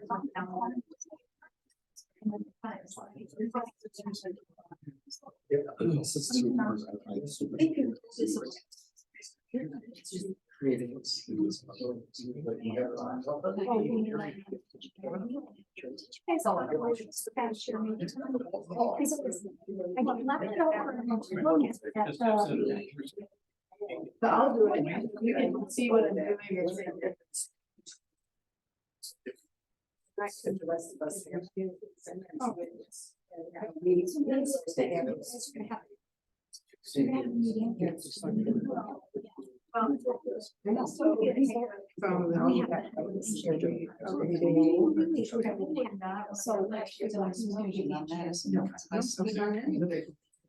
They're all terrible. They're all. This is what has me. Oh, whatever that, what is that? I don't know, that's what. That's a driveway? Oh my gosh. Say. No, I don't know. And, you know, I was gonna do. I don't know. Yeah, I'm not sure. I need to get an engineer. Yeah. Oh, thank you. Making sure I didn't- Yes. So, and then we'll figure out, we'll have you write it down. That's right. Yeah, just haven't gotten there fast. That's okay. Thank you. Yeah. She's very. Yes. Do I remember her? Time commission. But, and then she was. Well, the whole thing is, the whole part, people have changed. He's gonna get you. Yeah, I'm sure that minor issues for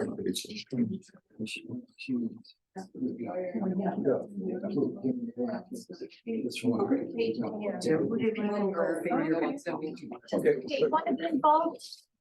Or does Dave want to be involved? Who got away with. I didn't hear it. Dave, did you want to be involved in helping to rewrite that ordinance to look at it?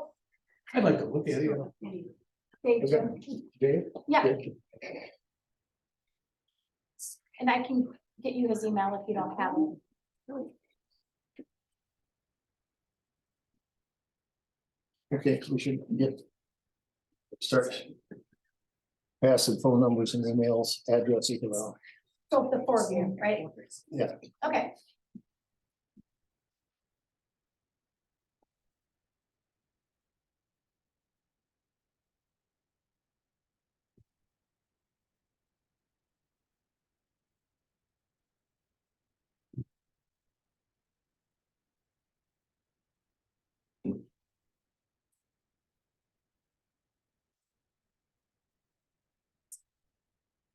Two more minutes.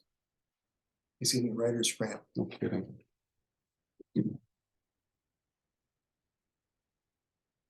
We're all back. 2 minutes, is that 10 minutes? So 2 minutes ago. Steve and Arlen, I'll just send them an email. I have everybody's email and Yep. phone number. I will send all of you an email with all of your contact information. Okay. Okay, Thank you. Jessica.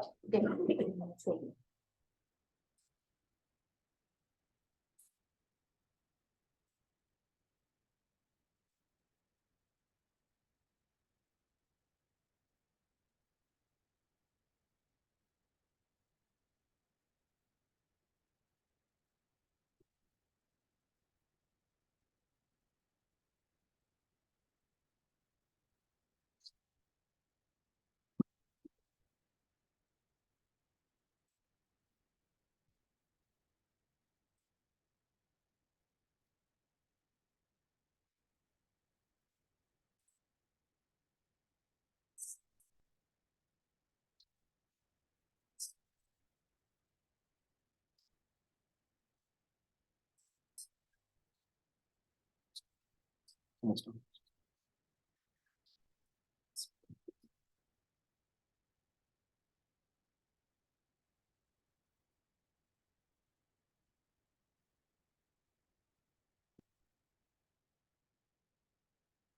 Exactly 10 minutes. The second of those. Absolutely. One more check. One more check. Okay, the recess has ended and the meeting will come to order. The next item is, I think, another one that we need to postpone, and this was the policy of decorum. It's actually going to be integrated with another ordinance document, so we'll look at that either June or July.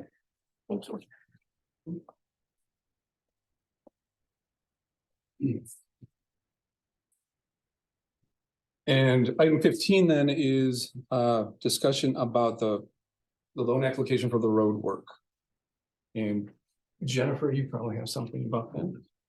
Yep, so basically what we have to do is we have to request from the Bureau of Public Lands, Board of Commissioner of Public Lands, what we would like to borrow. So we were trying to determine between what road work we were having done and what equipment we wanted to purchase, what that amount would be. In your packet on page 99 would be the total that Able came up with. And that was $352.11 for the Alpine Road only. That is what he is anticipating to be for Alpine Road. He would like to do Marie, and it came at the very last minute. I gave you all a copy from Anderson. So it's outside of your packet, and it looks like this. I have not even looked at it myself, so. But that would be another project he would like to complete in 2023. They would like to replace the Ford F-550. There is a trade-in value and then a new value, and he's laid that out on page 102.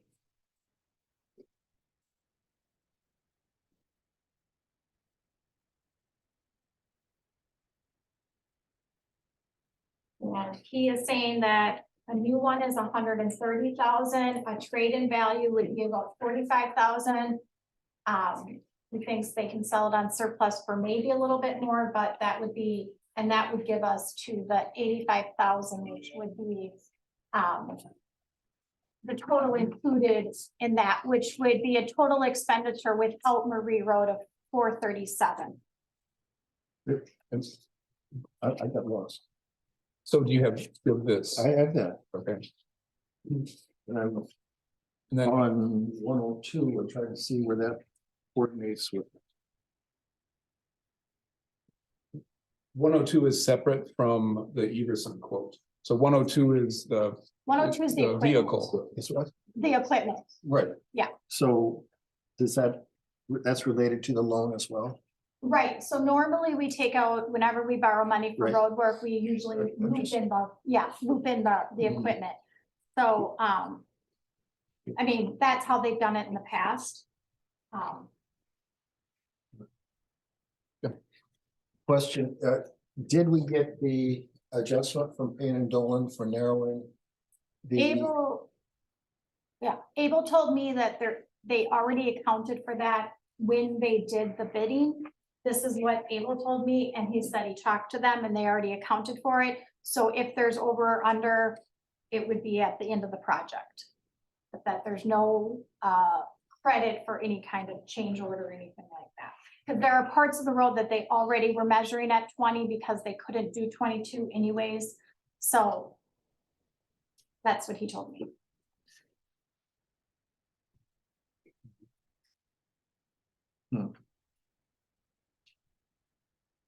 so we're starting with the 352, 111 plus the 8,800.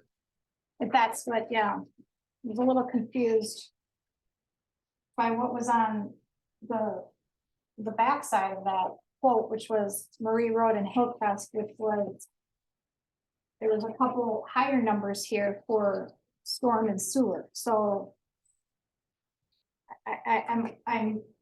I just got this before the meeting started, so it looks like there's 8,800, but then on the backside, there's 20,000, 32,000, 34,000, and 41,000.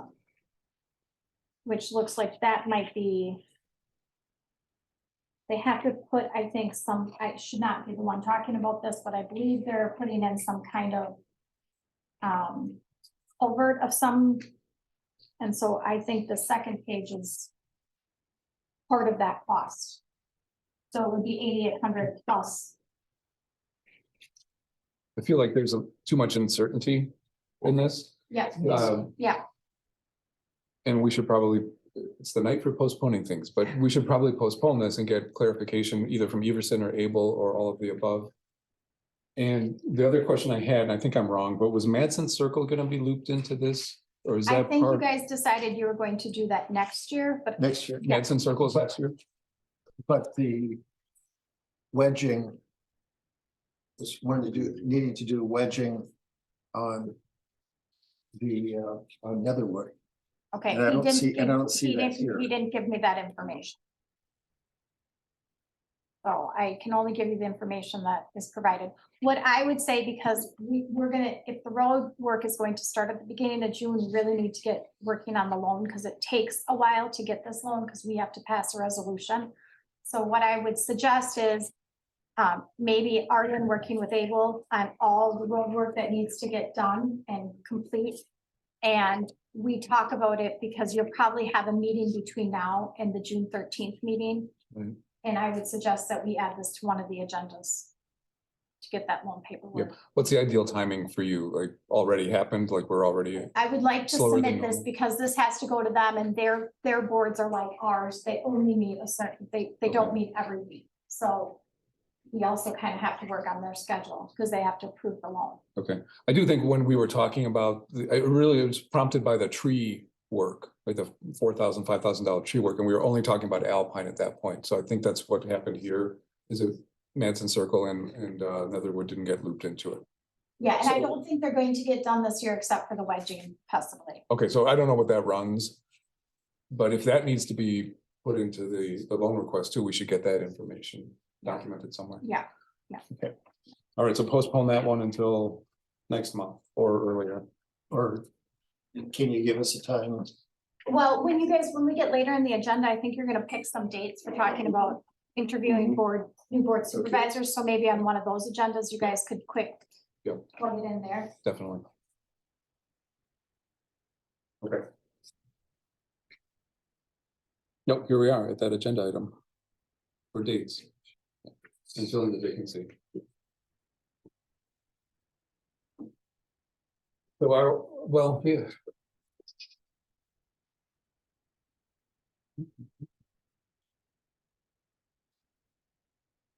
At this point, we have one applicant. Correct. And I think the due date for it is May 25th.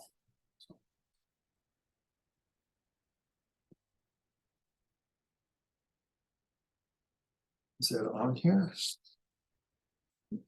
There. Well, what do you mean? It depends on what you I mean. didn't include everything in the packet, so, Yeah. yeah, the date is not on here because I didn't include that in the packet, but if you want. Let's check something. real quick. It's been in the newspaper and it's on our website. Okay, but it's May 25th is when all applications That's are correct. due. Yes. A particular time. We said 4 o'clock, I think, at the, I think, yeah. the close of the I think it office. said, yeah, May 25th before 4 p.m. So I think what we are looking at when we are looking ahead at the calendar, we are looking at dates at the end of May and at the beginning of June, recognizing there's a holiday in there. Right. So we'll just be getting everyone's calendar out to pencil in a few dates. Yeah, we've only got 2 days at the end of May for being in May.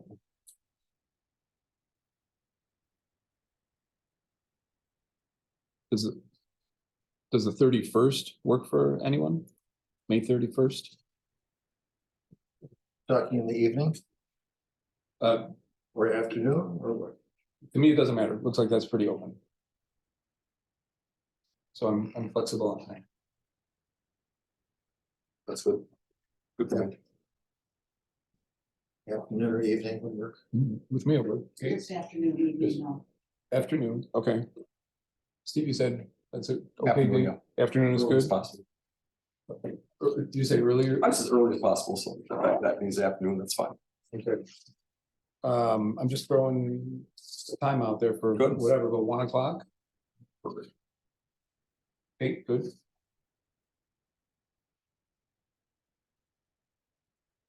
And since I think I would be the one that would kind of be telling people, would you like to just pick another date so that we can, if that person or people that are applying can't make that date, we have another date, another optional date.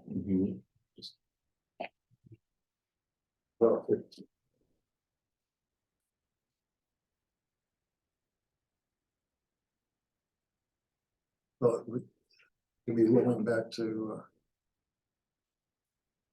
12 o'clock as far as you're picking 1 o'clock and that's what. 1 o'clock, let's try 1 o'clock for the, whatever I said, 31st, but then the next week, is the 9th work? That's a Friday? That's a Thursday. The No, hold on, Thursday hold on, I'm in the wrong place. Sorry. The 8th is a Thursday. 8th is Thursday.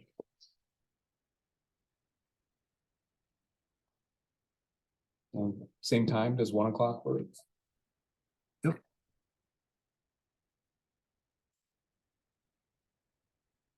So the meetings have to be open to the public, Mhm. but I would probably, what we've done before with the plan commission is we'll schedule times for each person that would come in. So Right. would like 45 minutes between, like, we start at 1 and the next person would start 45 minutes later.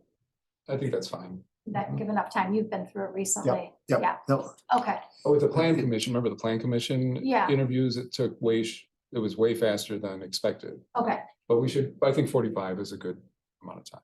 okay. All right. and these would be open to public. Yep, yep, same way that the plan commission was, yeah.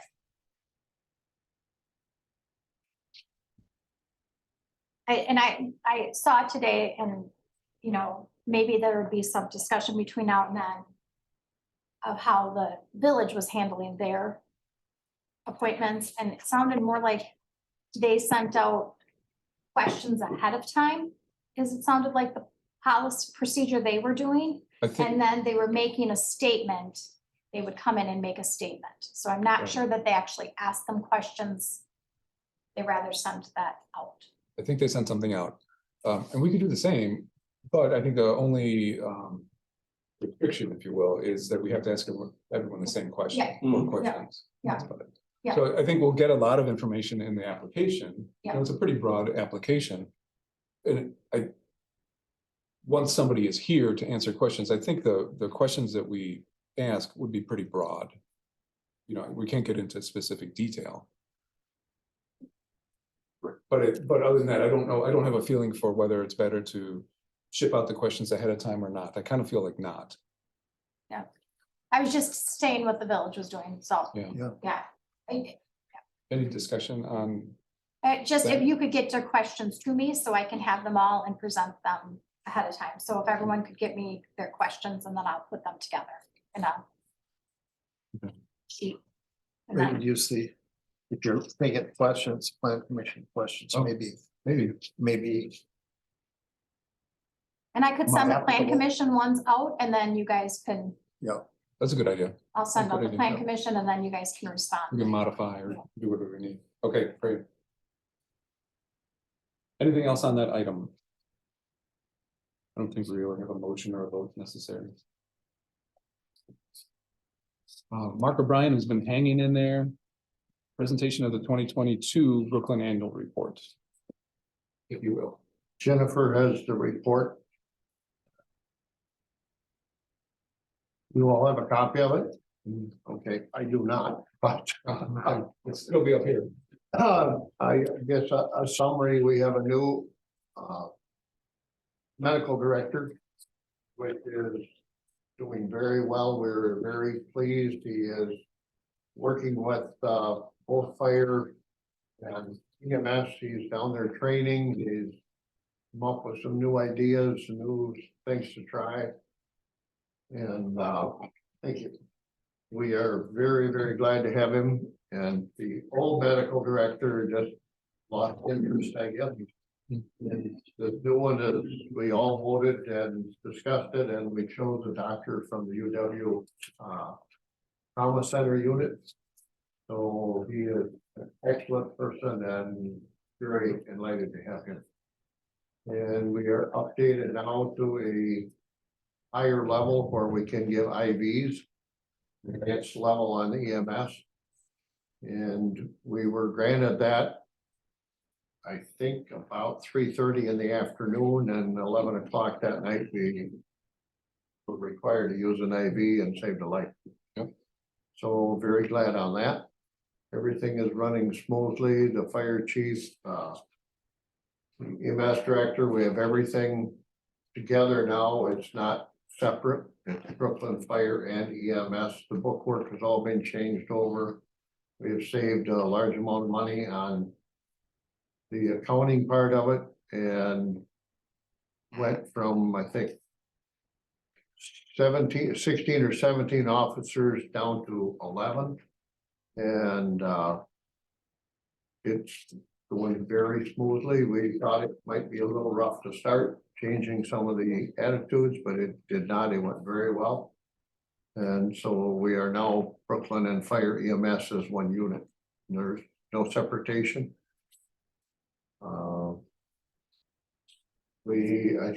I would have to say 30% of our calls are into the village of Oregon or into Oregon's district. Which Oregon has a call and they need backup or want backup, they usually call Brooklyn, and that leaves one of their ambulances in the station. And we have absolutely no problem with that, because if we're out of service or we need help, we call Oregon. So it's worked very good between the two. We've had water training sessions together. We had a grain bin, farm accident training with Belleville, I think New Glarus, Oregon. And we set up a grain bin and put corn in it and then put an individual in there. And the corn got to above his waist, and he said, I was scared. I don't know what I would do if I was alone in a grain bin. So it was, we did that with 3 or 4 people. So it was a very good training session.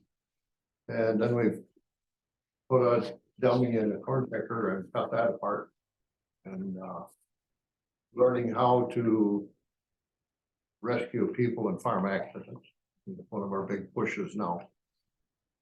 So yes, we had no fires or ambulances run into the town of Oregon last month, so we're glad of that.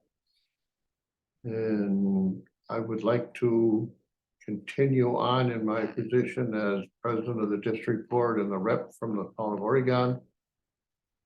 for a few more years. I've been there for 34 years or 43 years and like to see a few more years, I guess. So, any questions? Nope. All right, thanks, Mark. Appreciate it. Thank you. You want this back, Jennifer? Back. I got one at home. Thanks.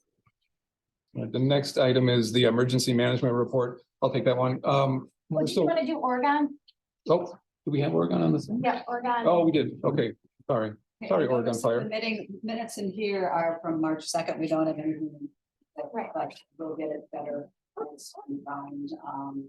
So we had our meeting last Thursday. There's 3 new people on the commission. So they reappointed chairmen and secretary and vice chairman, and just got a lowdown on what to expect this appointment to be. And the only bit of business that we did is that the previous commission had okayed, they have their fire engines for 20 years. And they're due for another one. And they usually don't buy them new. A new one would be $800,000. So they have a group that keep looking for a used one, and we okayed again to continue to look for a used one. So that was really the only business. They had some vandalism. They had some, I think, in kids that climbed to the top of the fire station. They climbed up the antenna and then jumped over and then climbed up the next, and a whole bunch of graffiti up there. They have a picture of the person, but they haven't been able to figure out who it is yet. And they cleaned off the graffiti, but the thing is, where they climb up, there's a pipe that comes out of the building that's a gas line. That if someone were to step on that, it would be awful, so they're gonna have to put a fence around that side of the fire station. So that's my news. And then for Belleville, we still have a schedule conflict because their meetings, their quarterly meetings happen on the same night as our board meeting. So once the board is full, we'll still have the issue, the scheduling issue, but we can try to then look for residents who may be able to cover that date, that meeting and date for us. I believe any discussion about any of the fire and EMS districts.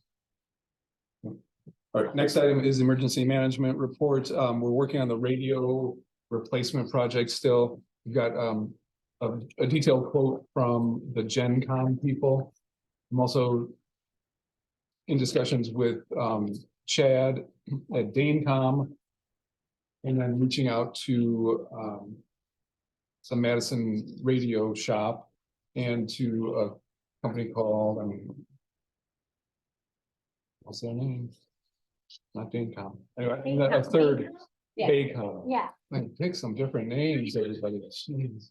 Anyway, so we still want to get some comparison quotes, and then it's not a huge dollar amount for the replacement, but it's, you know, it's more than zero. So we'll do that and then come back with a proposal. Hopefully next month. Any questions on that? Hearing none. All right, next item is Plan Commission report. The Plan Commission did not have a meeting in April. We had a quorum issue up there. In April, everybody decided to take vacation. That's beside, we didn't have enough for a quorum. So we had a work session on May 3rd, which was a one to be looking on into the density. No action was taken because it was a work session. And we're looking forward to the meeting of May 23rd. At which you see the card copy here, inviting people to be having some input into, for public to be having some input into the development of the comprehensive plan. And also to be taking action on the work from the work session. And the town of Oregon now has a QR code. It's for, it goes to the plant. Have you guys looked at the website? where Oh, the yeah. Plan is, it's really good. Really good, really good. It's pretty impressive. So the, Postcard fiasco kind of outweighs the how nice the county did on that. Yeah, no, Website. it is, it's what digits can do or digital presentations can do, so it's a good thing. That hopefully get a lot more access and people will know what's going on in the comprehensive plan. You don't have to carry a 3-ring binder around that may be out of date. yeah, Mine. is the county going to send a completely different mailing? It sounds Just like a- that's what they're gonna do, and it sounds like something got missed in that mail merge, so it sounds like they're just gonna do, which is what I do, because my husband works for the post office, is address it property owner. Yeah, okay. So that we're not. I never confusing got one. everybody. Still. Well, didn't that might be get a one? post office You didn't delivery get one? problem. We've heard that too. So Okay. hopefully everyone will get it by the end of the week. I got They're orange, so. Yeah, but you'll get another one. Hopefully, there's a second round coming out. It's too bad they didn't put a little bit more on there, because there was something on Nextdoor. What does this mean? I got this card. Do I have to come? You know, I would have liked it to say TDR is gonna be in the plan. If you want more information on that, we're talking about, it would have been nice if more was on it. Hit that and They'll take you there. There's a lot of We didn't stuff. have any, we didn't have any input. Right. hopefully we're going to be having some summary of what the major changes are. Brian Standing has agreed to be at all of those public, so he will attend the May 23rd, the June 20th, and then the September 19th. He will definitely be at those, and I think he's willing to come to others if we would ask him. Yeah, that's great. Arlen, anything else? No. Any questions? Anyone? Okay, let's move on to the next one, which is the Anderson Farm Park Report. And we will pass on that one. Public Works Report. Pass on that one. Senior Center Report. Well, I think we had enough senior center for one night. Anything that Rachel didn't cover? No. She got it all? Okay. I'll give a longer report next time and we'll try to update. I contacted almost all the senior centers in Dane County. And the amount that we pay is so much more than any other one. It's a lot more. It's hard to compare apples to oranges to oranges. Ours is not the best, it's not the worst. But the amount that we pay is so much more. And then we thought about, well, the thing that we would like the most is case management. That's the biggest need. And we said, well, what couldn't you just give us that? No, we couldn't do that. Well, Wanakee only charges for case management. If we were in Wanakee, we'd be paying 40,000. 40. And they're unhappy with 60. You know what, she said that's less than last year. Do you know what last year? Yes. It was, Last year, we paid Is that like true? I thought it was 53, more. 57. Right, there's a true up credit, and she even messed up because on our annual report, she reported that we paid the wrong amount, and I contacted her because I was like, someone looks at the numbers, they're gonna say it, and she apologized. So I don't think Rachel's always like the money man person, right. but there's true up credit, we paid like 57, 58. So I I don't know she what meant she when it said. was less was maybe because they didn't charge us for the salaries. But we're paying the salary of Martin and the accountant, and none of the other places do either. Yeah, that seems. So, yeah, I mean, Cottage Grove pays $7,000, and Cottage Grove is always my go-to because they're kind of similar size municipality as us. and we care, I mean, I'm a senior citizen, we care about our senior citizens, but I don't know what'll happen next. We could offer 60,000 to Fitchburg and they'd say, thank you. I don't need that much. So I'll just make September, we'll start to get what we're gonna get in shared revenue. So, and then closer toward the end of the year when we're doing we'll start to know what we're gonna get for our levy. So we don't know those numbers right now. So it's hard to give a number of what we're gonna pay in 2024 when we don't know what our revenues are gonna be. Right.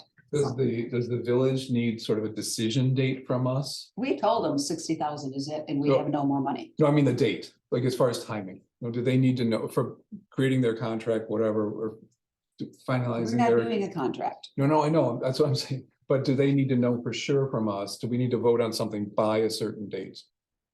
I think that when we put our budget together, we'll start, once we get those numbers of our revenues. Yep. Then at that point, when we start to put our budget together, we'll be able to tell them a for sure Okay. number. I mean, we're telling them 60 because we're thinking but if you guys were to decide in budget that there's other amounts or other things, then you're gonna have to move money around or do something. So, And to me, it is about budget control. Isn't, the amount and not being in a contract, that we have to all decide it. But that's a huge part of it. It's not even so much what services are offered, although you don't want to have nothing. Okay, so much with finding out what other people are paying. Do you know what algorithms they use in different townships as far as for coming up with their amounts? I mean, it's obviously different than what. Well, the we one use. that I went to was Wanakee, and I got all the specifics. And it's a gorgeous center. Yeah. It's much nicer than ours. It's attached to a health club. They share the facility in some of the rooms, so that helps with some of the expense. It's wonderful. And they're the ones, they only charge for case management, and their case management people sends out reports and tell exactly what they're doing for each single person. It's more thorough than what we're getting. I don't have the thing in front of me right now. Some of them say, oh, I keep going and asking for more money, and they always say no, so they just put up with that. Belleville has no specific plan. My next person that I am gonna call is they were negotiating in the town of Verona. And I've got the contact of the person that's the administrator of the town. And I can find out more specifically there, but I don't have the stuff right in front of me. I'm not real good at coming up with spreadsheets and stuff. Carl helped me with it, but there's not one specific way it's figured out anywhere. We're the only one that's a contract like this. It's. and I would say that the Wanakee Senior Center Director happens to be a town of Oregon resident. Yeah. So that's how the contact, that's why Wanakee was a really good. Right, we spent a long time together, yeah. Yeah. Good. Anything else on the senior center? Next one is Road and Traffic Safety Committee report. Mr. Kai. We're meeting Thursday. We have,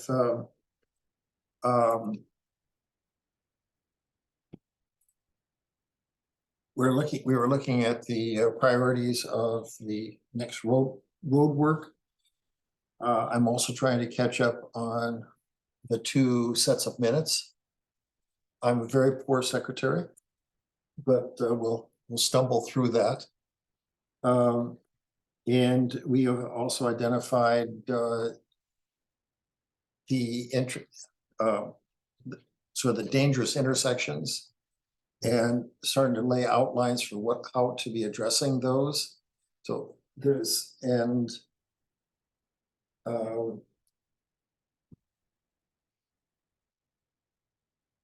sure.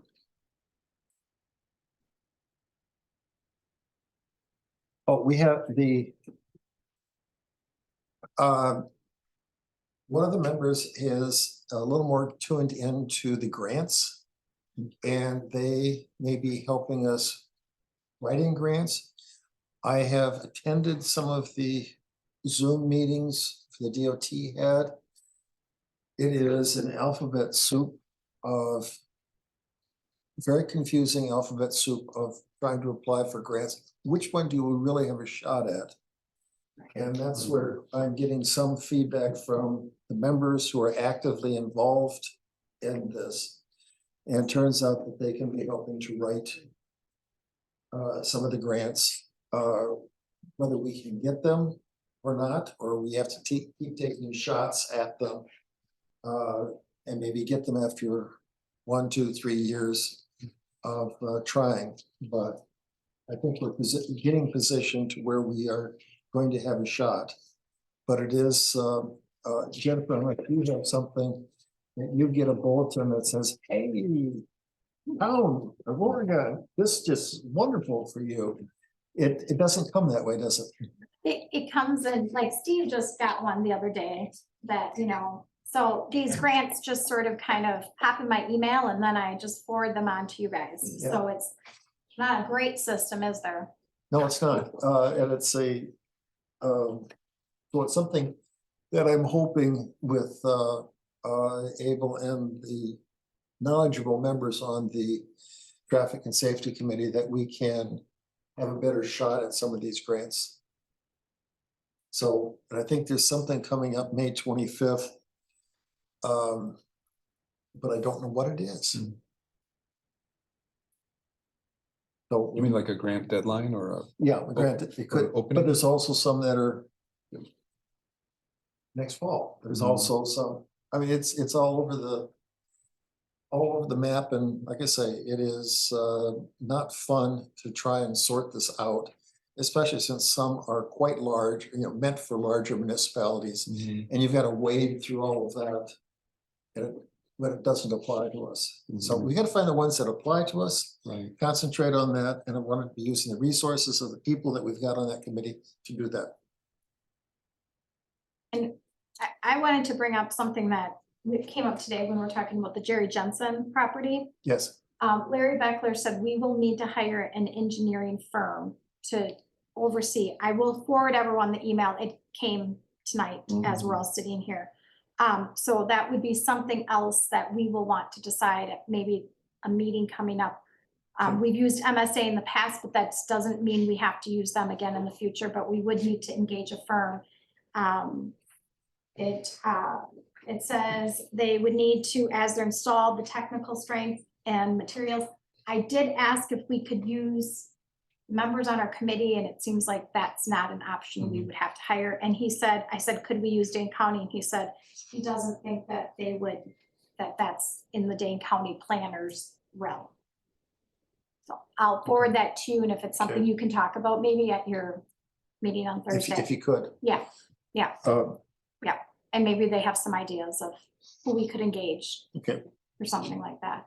And I think that would then go, we're looking for someone to help us with that, possibly that needs analysis in that park plan. And so maybe if it's a firm that has other Does it all. departments. But this is the main priority, just getting someone for that engineering. Yeah, I think they're two different. Yeah, they're two different things, skill but sets. yeah, but if it's like MSA, they have lots of people, but yeah. If you could just talk to your committee, and maybe they have some recommendations. Okay. I only know MSA because that's who we worked with in the past, but there's other firms. No, I lost it. Where is that?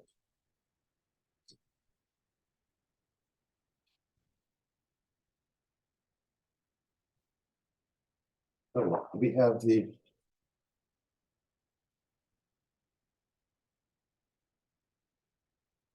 But we do need to have Jerry bite the bullet and actually create a development plan. Yeah, he did that. But now he has to have a CSM. Yes, Yeah, and yeah. he needs to have the specs. Yeah. Have the specs for the road. A number of other, some at least performance standards. That it can be approved, because right now, all he's got is an approval of, yes, he can shift the blocks around. And that's it.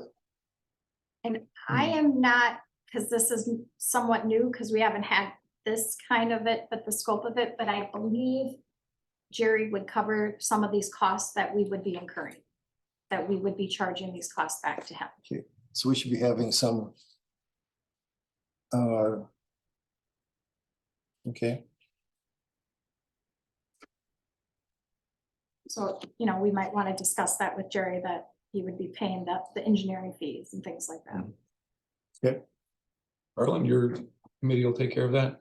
We can get started. Yep, that's all you can do. You might not get to all 11 items on your agenda. You might have to postpone some of those.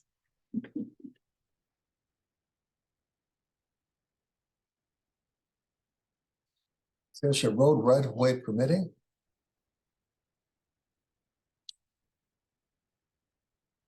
Yeah, that was the conversation about. Oh, there's another one for the road event. 7 Yeah. is a. Well, okay, it's different things though. It's like the utility work and the right of way. Yeah. And developing a permit. We have a permit for that. We can charge for it and we Right. can have some oversight, which I think is what we are gearing towards. And and the town of Cottage Grove actually just sent an email. They're obviously having problems in the town of Cottage Grove as well. The road event permitting, we don't have a permit for road events. I think that would be a good idea to create one, but it could be put on the back burner with you guys having other things to. What was the one inquiry that you got that requested, I want this information, 15 different items? Was that an event or was it? Yeah, like Okay. it was like an event. Okay, We don't have any permit right now, so. Well, this is time to be. You have some samples of it? I do. Mhm. Okay. Yeah, I'm thinking now that maybe you want to hold off on talking about that for maybe till the next one. Otherwise, I can get them for you for Thursday if you want. it seems like a much lower priority. Yes, it is. Yeah. I would. Well. Do what you want to do, but I would, yeah, I know it's like, we don't have this. But I would scratch that one, postpone it. I think the higher priority is Jerry's. Yeah. The higher priority is Jerry. Yeah. Getting his, yeah. Arlen, anything else from your committee? No, I think it's getting. You set in on some of it and there's some good people. Yep. They're good ideas and eager to be doing something. So we do have talent in the town. That has come forward. Okay, torque report. I don't have a full report, but there was some confusion over Sheldon and a couple of us thought that he was, a promotion for him was approved. Could have been 8 months ago, could have been sometime in the last year. But if it was approved, it didn't filter in to, say, his paycheck. Or a change in the job description, or at least job title. So I don't know, maybe it wasn't approved, but at some point, and I don't know that I can do it in this agenda item. At some point, we should discuss that and make the call on, because he's already doing the duties, he's already doing the expanded duties, already leading the group that works out there. But he hasn't seen a pay increase and it seems unclear enough that we probably should vote on it again. And what I can do, I suppose, is put that on next month's agenda for a vote. And Jennifer, can I do Sure, it you tonight? didn't put it on, well, no. Oh, here's the thing. No, I I'll wouldn't put do it on it the- tonight, but I mean, it could be something else, which I hate to say this, but we could put it on that May. The Yeah, in between. like, yeah, that May 31st agenda. I let's could do add that. it I to mean, that. let's I mean, do I don't that. think it's gonna be something you're gonna have a long time to talk about. No, it'll be, 30 Yeah. seconds probably. I think the thing we don't know is, I mean, his wage now. And I can send them. And what we were gonna increase it to, and I don't remember exactly. And then I think we were gonna call the position something like the site manager or team lead or something like that. So anyway, just something to indicate that his responsibilities are more than the other people that work there. Okay. All right, assessor report. I have in your packet, this is the official notice of the Board of Review. So everybody knows it's statutory requirement that we sit here from noon to 2. So you can do whatever if we don't have any appointments. And that is on July 25th, noon to 2. Carl has the packet or has the I do, so, information. yeah. And then what? The training Yeah, material. the training materials. And then what he'll do is he'll just pass it around. I would suggest maybe giving it to Steve because Steve's never seen it. And I think you've done it and you've done it. So then it can go Okay. around. So we did- have to do it again. Yeah. Yeah, yay. I put, on in your papers, I did put a little FAQ on Board of Review, just from the Wisconsin Towns Association. It was outside your packet. Just for you guys to look at. somewhere. Thank you for sending out the schedule or the. It's already in the calendar. Thank you. Anything else on that, Jennifer? I don't have anything,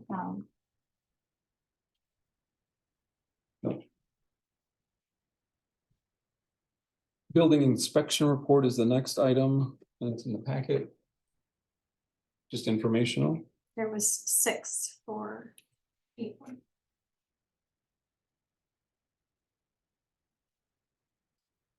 The next one is board communication and appointments and review of assignments. Let me give you something I couldn't get into the packet. And what I've done is just tried to cover Wayne and Fred's assignments.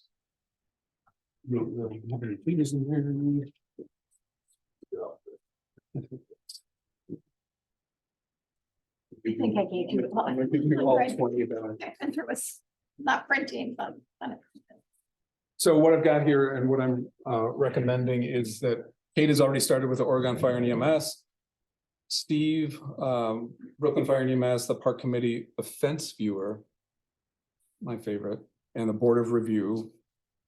And then I'll take the Torque, at least for now. I think we need a vote on that. So let's say without objection, the recommendations are approved.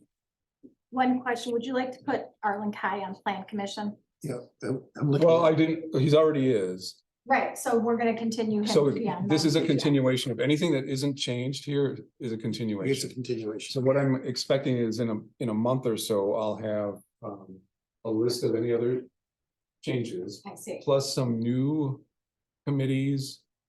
And potentially, potential committees that may or may not fit into the priorities, but at least we can have a discussion about that.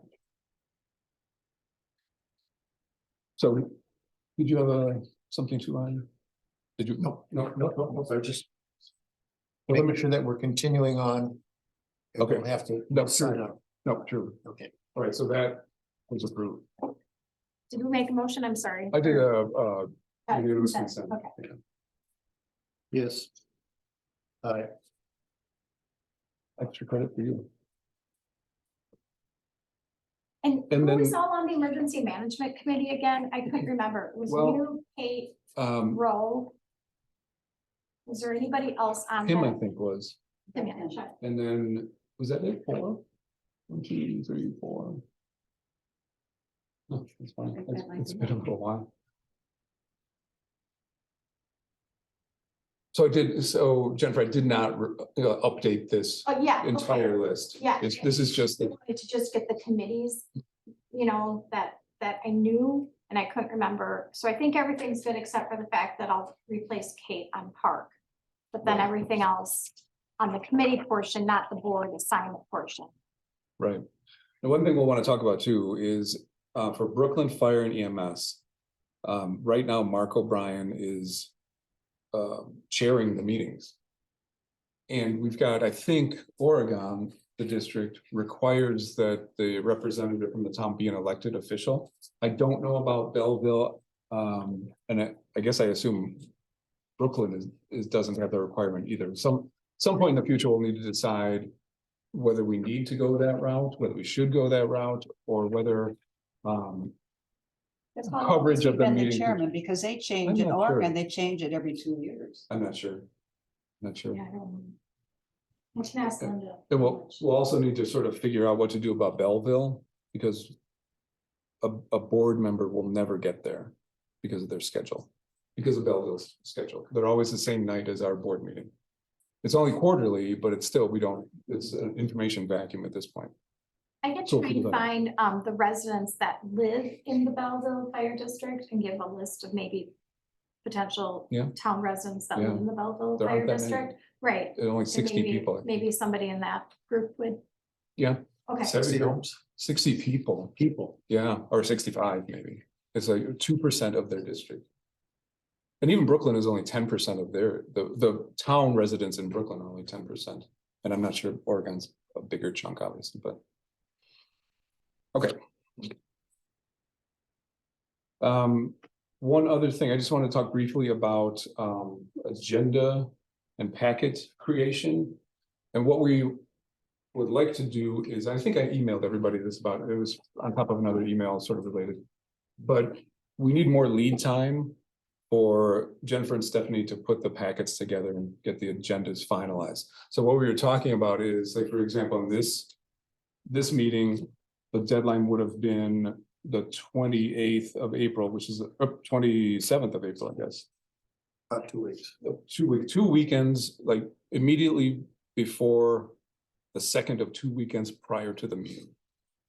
It gives time for the information to be put together and collected, and it also gives more time to have it out on the website where residents can see it. So I'll get you some more information about that. And maybe just a schedule. But was there something else? Jennifer, was there some other issue sort of related to that? No, I was just trying to look ahead. So like June 13th is the next meeting. So this is, what I would like to be able to do is, be getting that out 2 weekends before. So that would mean like, I want to have that finalized by the Thursday, the 1st, so that they have the weekend of the Saturday, the 3rd, and the weekend of the 10th to review the information. As you know, this is going to be a work in progress because I keep getting information. I get information that night up. We're going to at some point have to decide what you want brought to the table and what's going to kind of be we're not even going to talk about. Yeah, there's got to be some cutoff. I don't know what it is, but there's got to be some cutoff. We can't like tonight, we can't like get a packet of information and read it and then make an intelligent decision about it.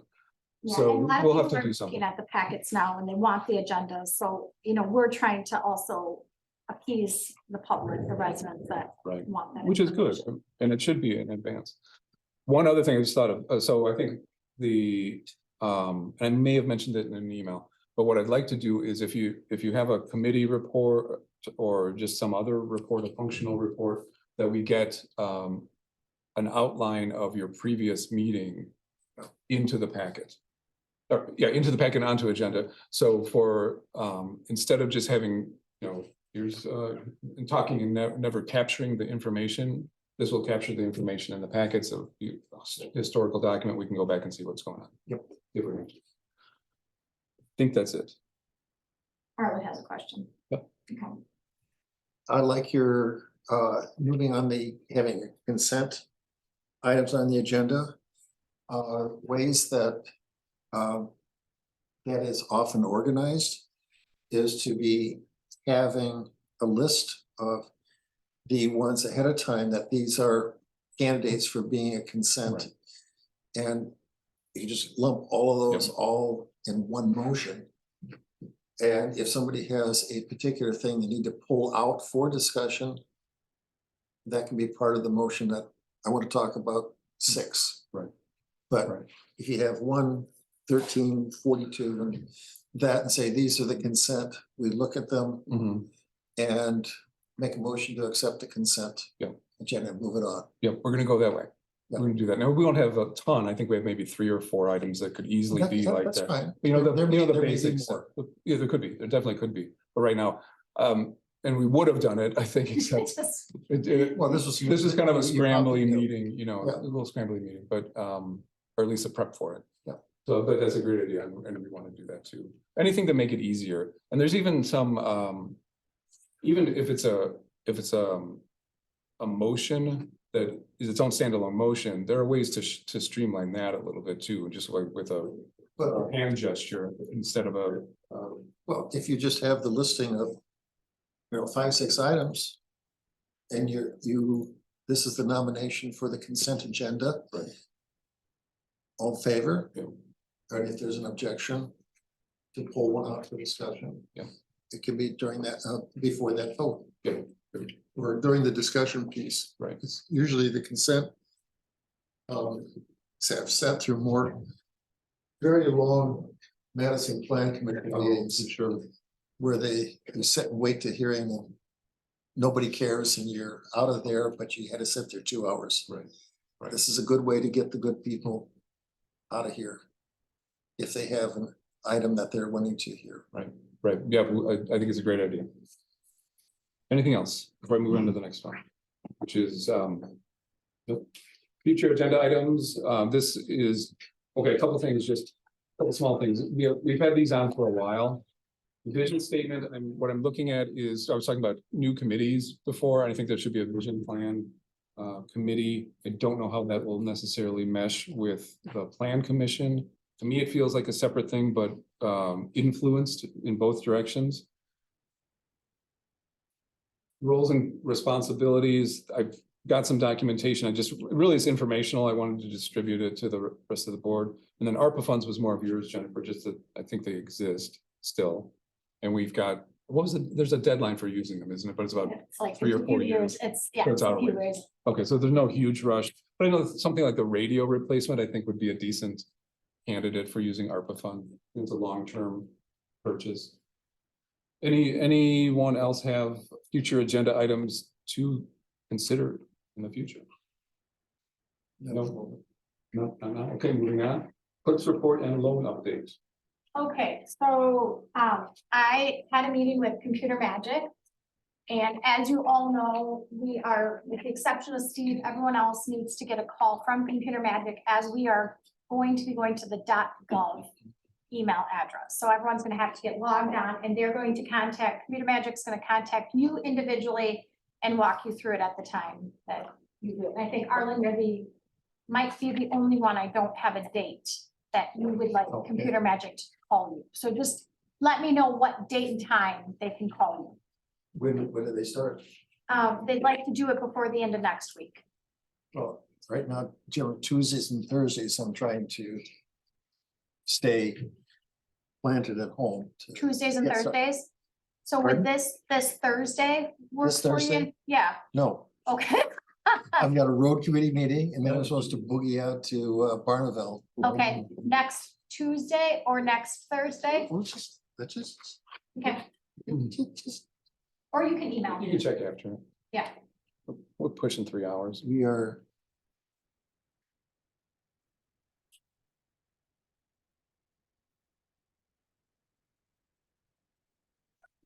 You can. Yeah, Tuesday all day, Thursday afternoon. Thursday, the 18th afternoon. Thursday, the 18th, would you like to do like 2 p.m.? 2:10 on, On May 18th at 2 p.m.? Okay. Okay. Okay, I will set that up and I'll include you on the loop that your appointment. I've kind of done that with everyone else. Okay, so I had a meeting with Computer Magic. Right now, the town pays $6.50 per month for all of you to have an email. One of the things that kind of started with Kate when she first came on the board, and it's sort of kind of is the document management. Let's say you want to look for the senior center agreement. And you're gonna have to go through all of your emails to find where Jennifer would have sent you the senior center agreement. There is something called SharePoint. It would be a file that Stephanie and I would control, and we would build this, and we would have something that would say senior center. With your email, you would have access to these files. We would have one for roadwork. So you say you wanted to look at where the roadwork contract was or roadwork document. Now, this is something we have it, it would be very easy because we already save all the documents. It would just be giving access for you guys to find it, and it would be in the shared space, in this cloud, so to speak.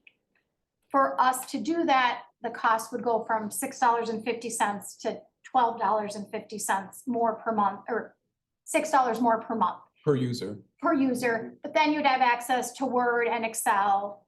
And so this to me would be a really good solution for everyone to get documents that you don't need printed necessarily, that I wouldn't have to spend a bunch of time printing a 75-page contract.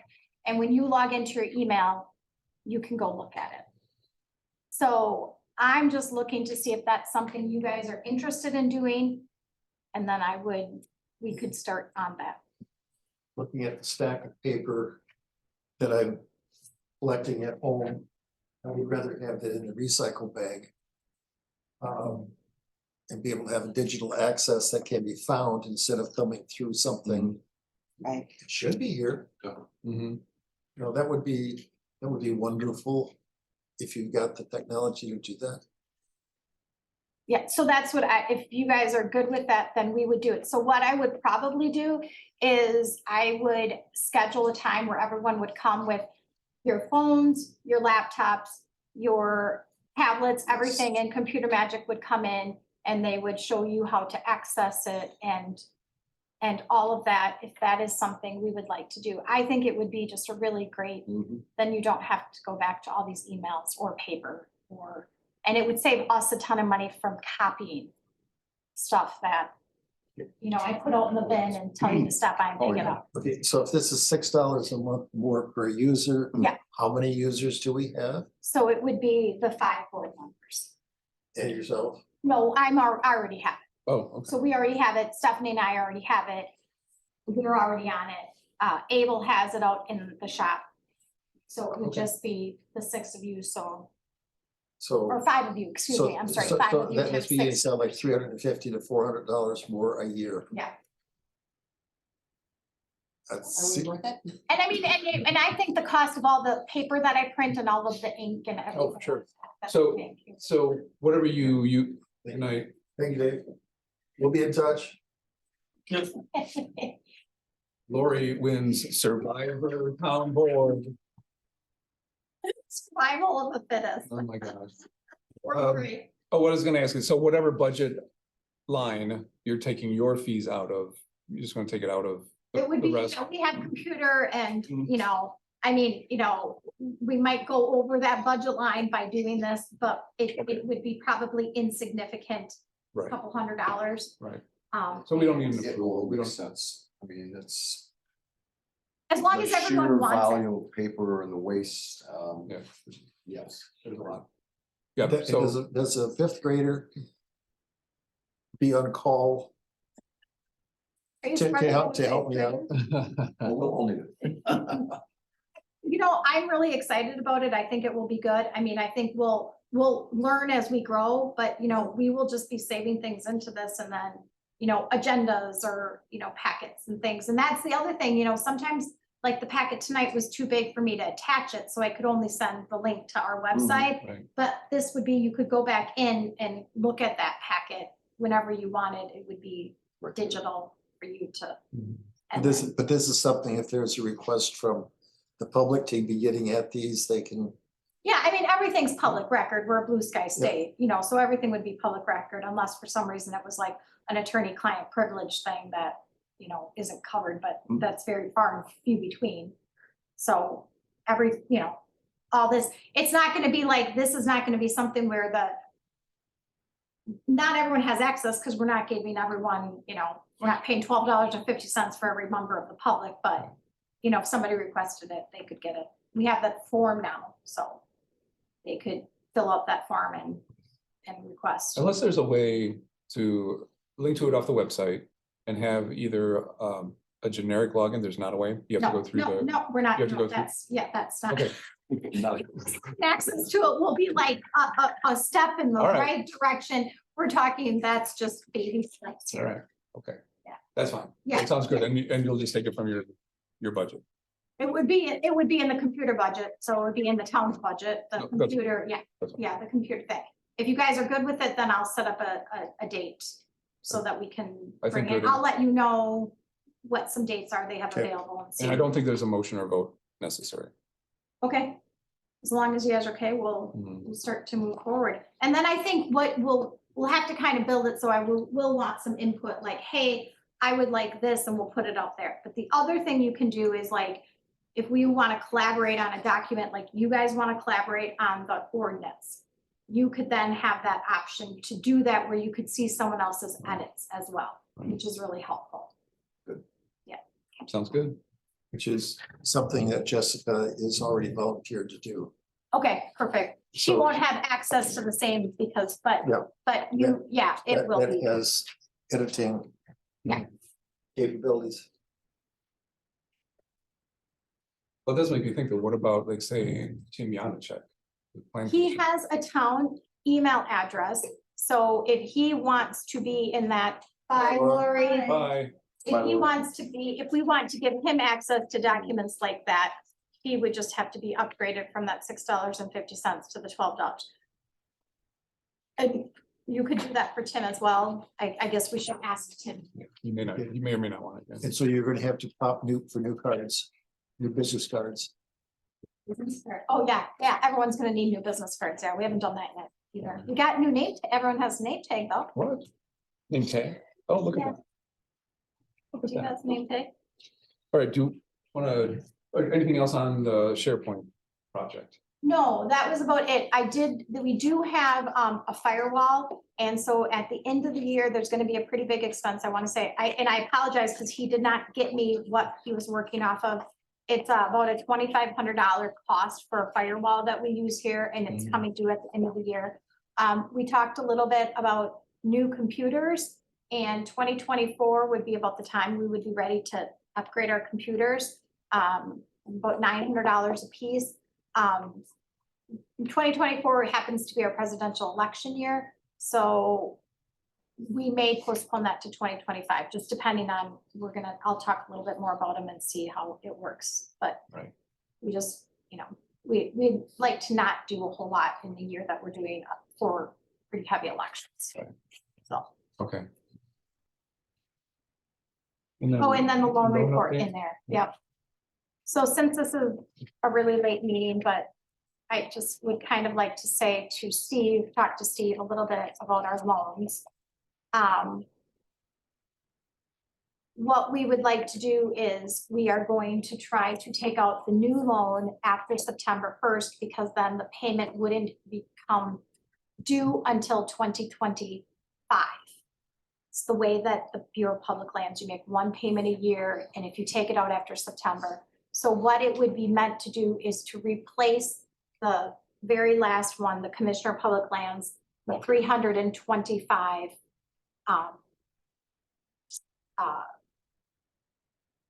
$1,000 loan is what we would be replacing with that.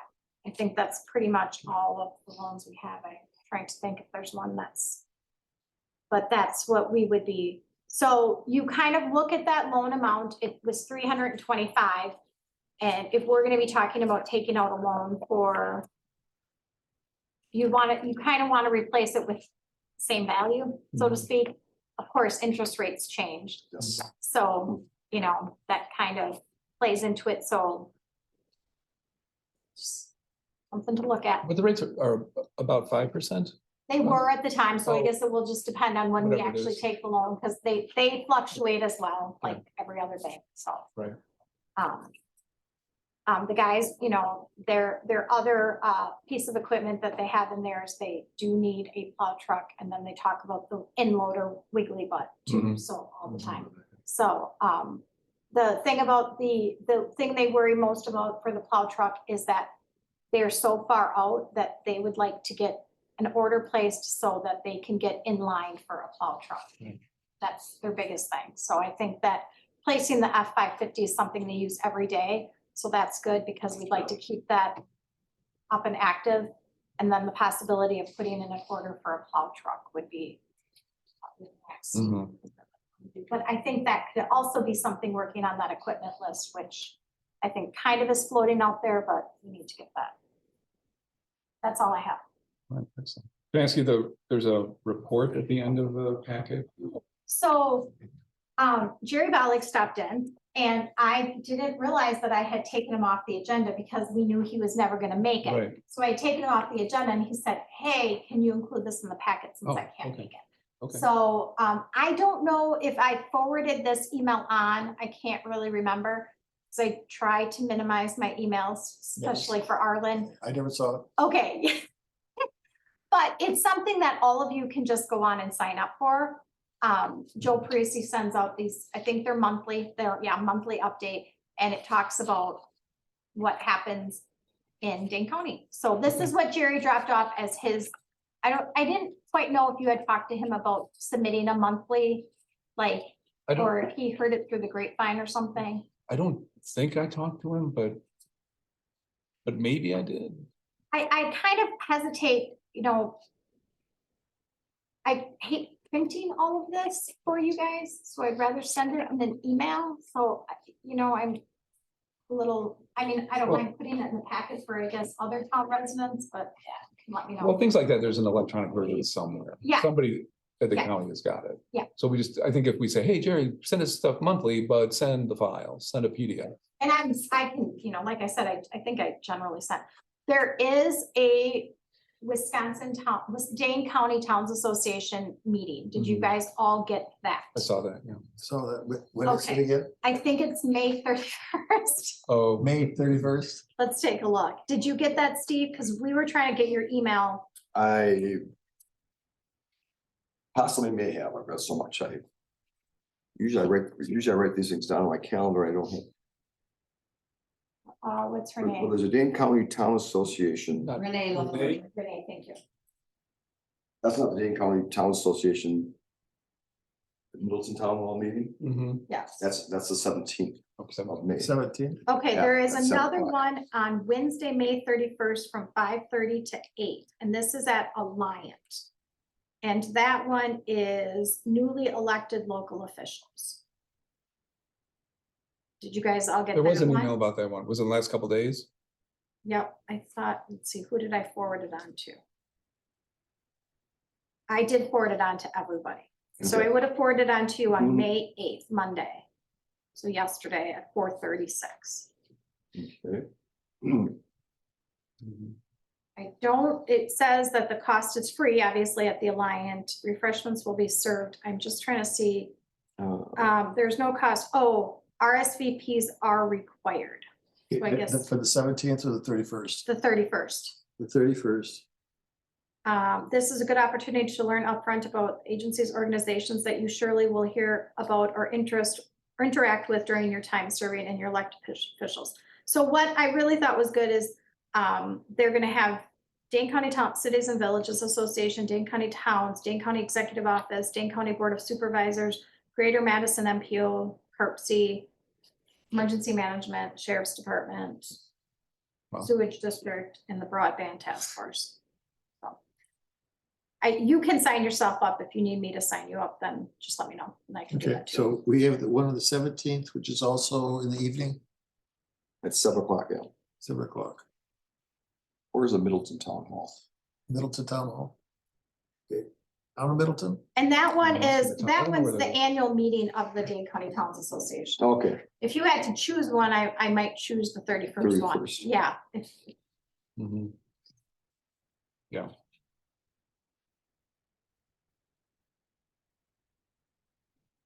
it is on Old Sock Road in Verona, the Middleton Town Hall, 7555. okay. That meeting's gonna be, it's kind of neat. They're doing the town of Vermont's use of rephotograph to produce input into updating their comp plan. Risk of roadside cutting and tree health issues to watch for.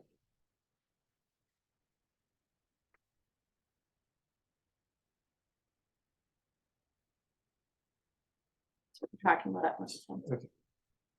Okay, we've got the meeting this Thursday.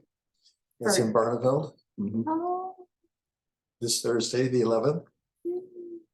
So I will not be attending the first part of it. oh, because you're here. I'll be here, Oh, that's Okay. right, the road Darn. your committee. but it runs till 3:30. Steve, you're going to it? Yes, So depending on what the programs are after we're done here. What I is- was planning on heading out there. what is this Thursday after? Oh, he has a road and traffic Oh, yeah. safety committee meeting, Oh, and you okay, have that okay. Barneveld. Yeah, the I bet. Towns Yeah, I Association, know. or Wisconsin Towns Association. Right. So are we Good done? night. I was just gonna say, if you have anything else for your No. item, okay, let's wrap this up. So without objection, this meeting is adjourned. Not too late. It's too quick. Okay. Thanks, everybody. 31st would be the one. You said that's the one there. So you need an RSVP. So I knew it's gonna be a long one. That's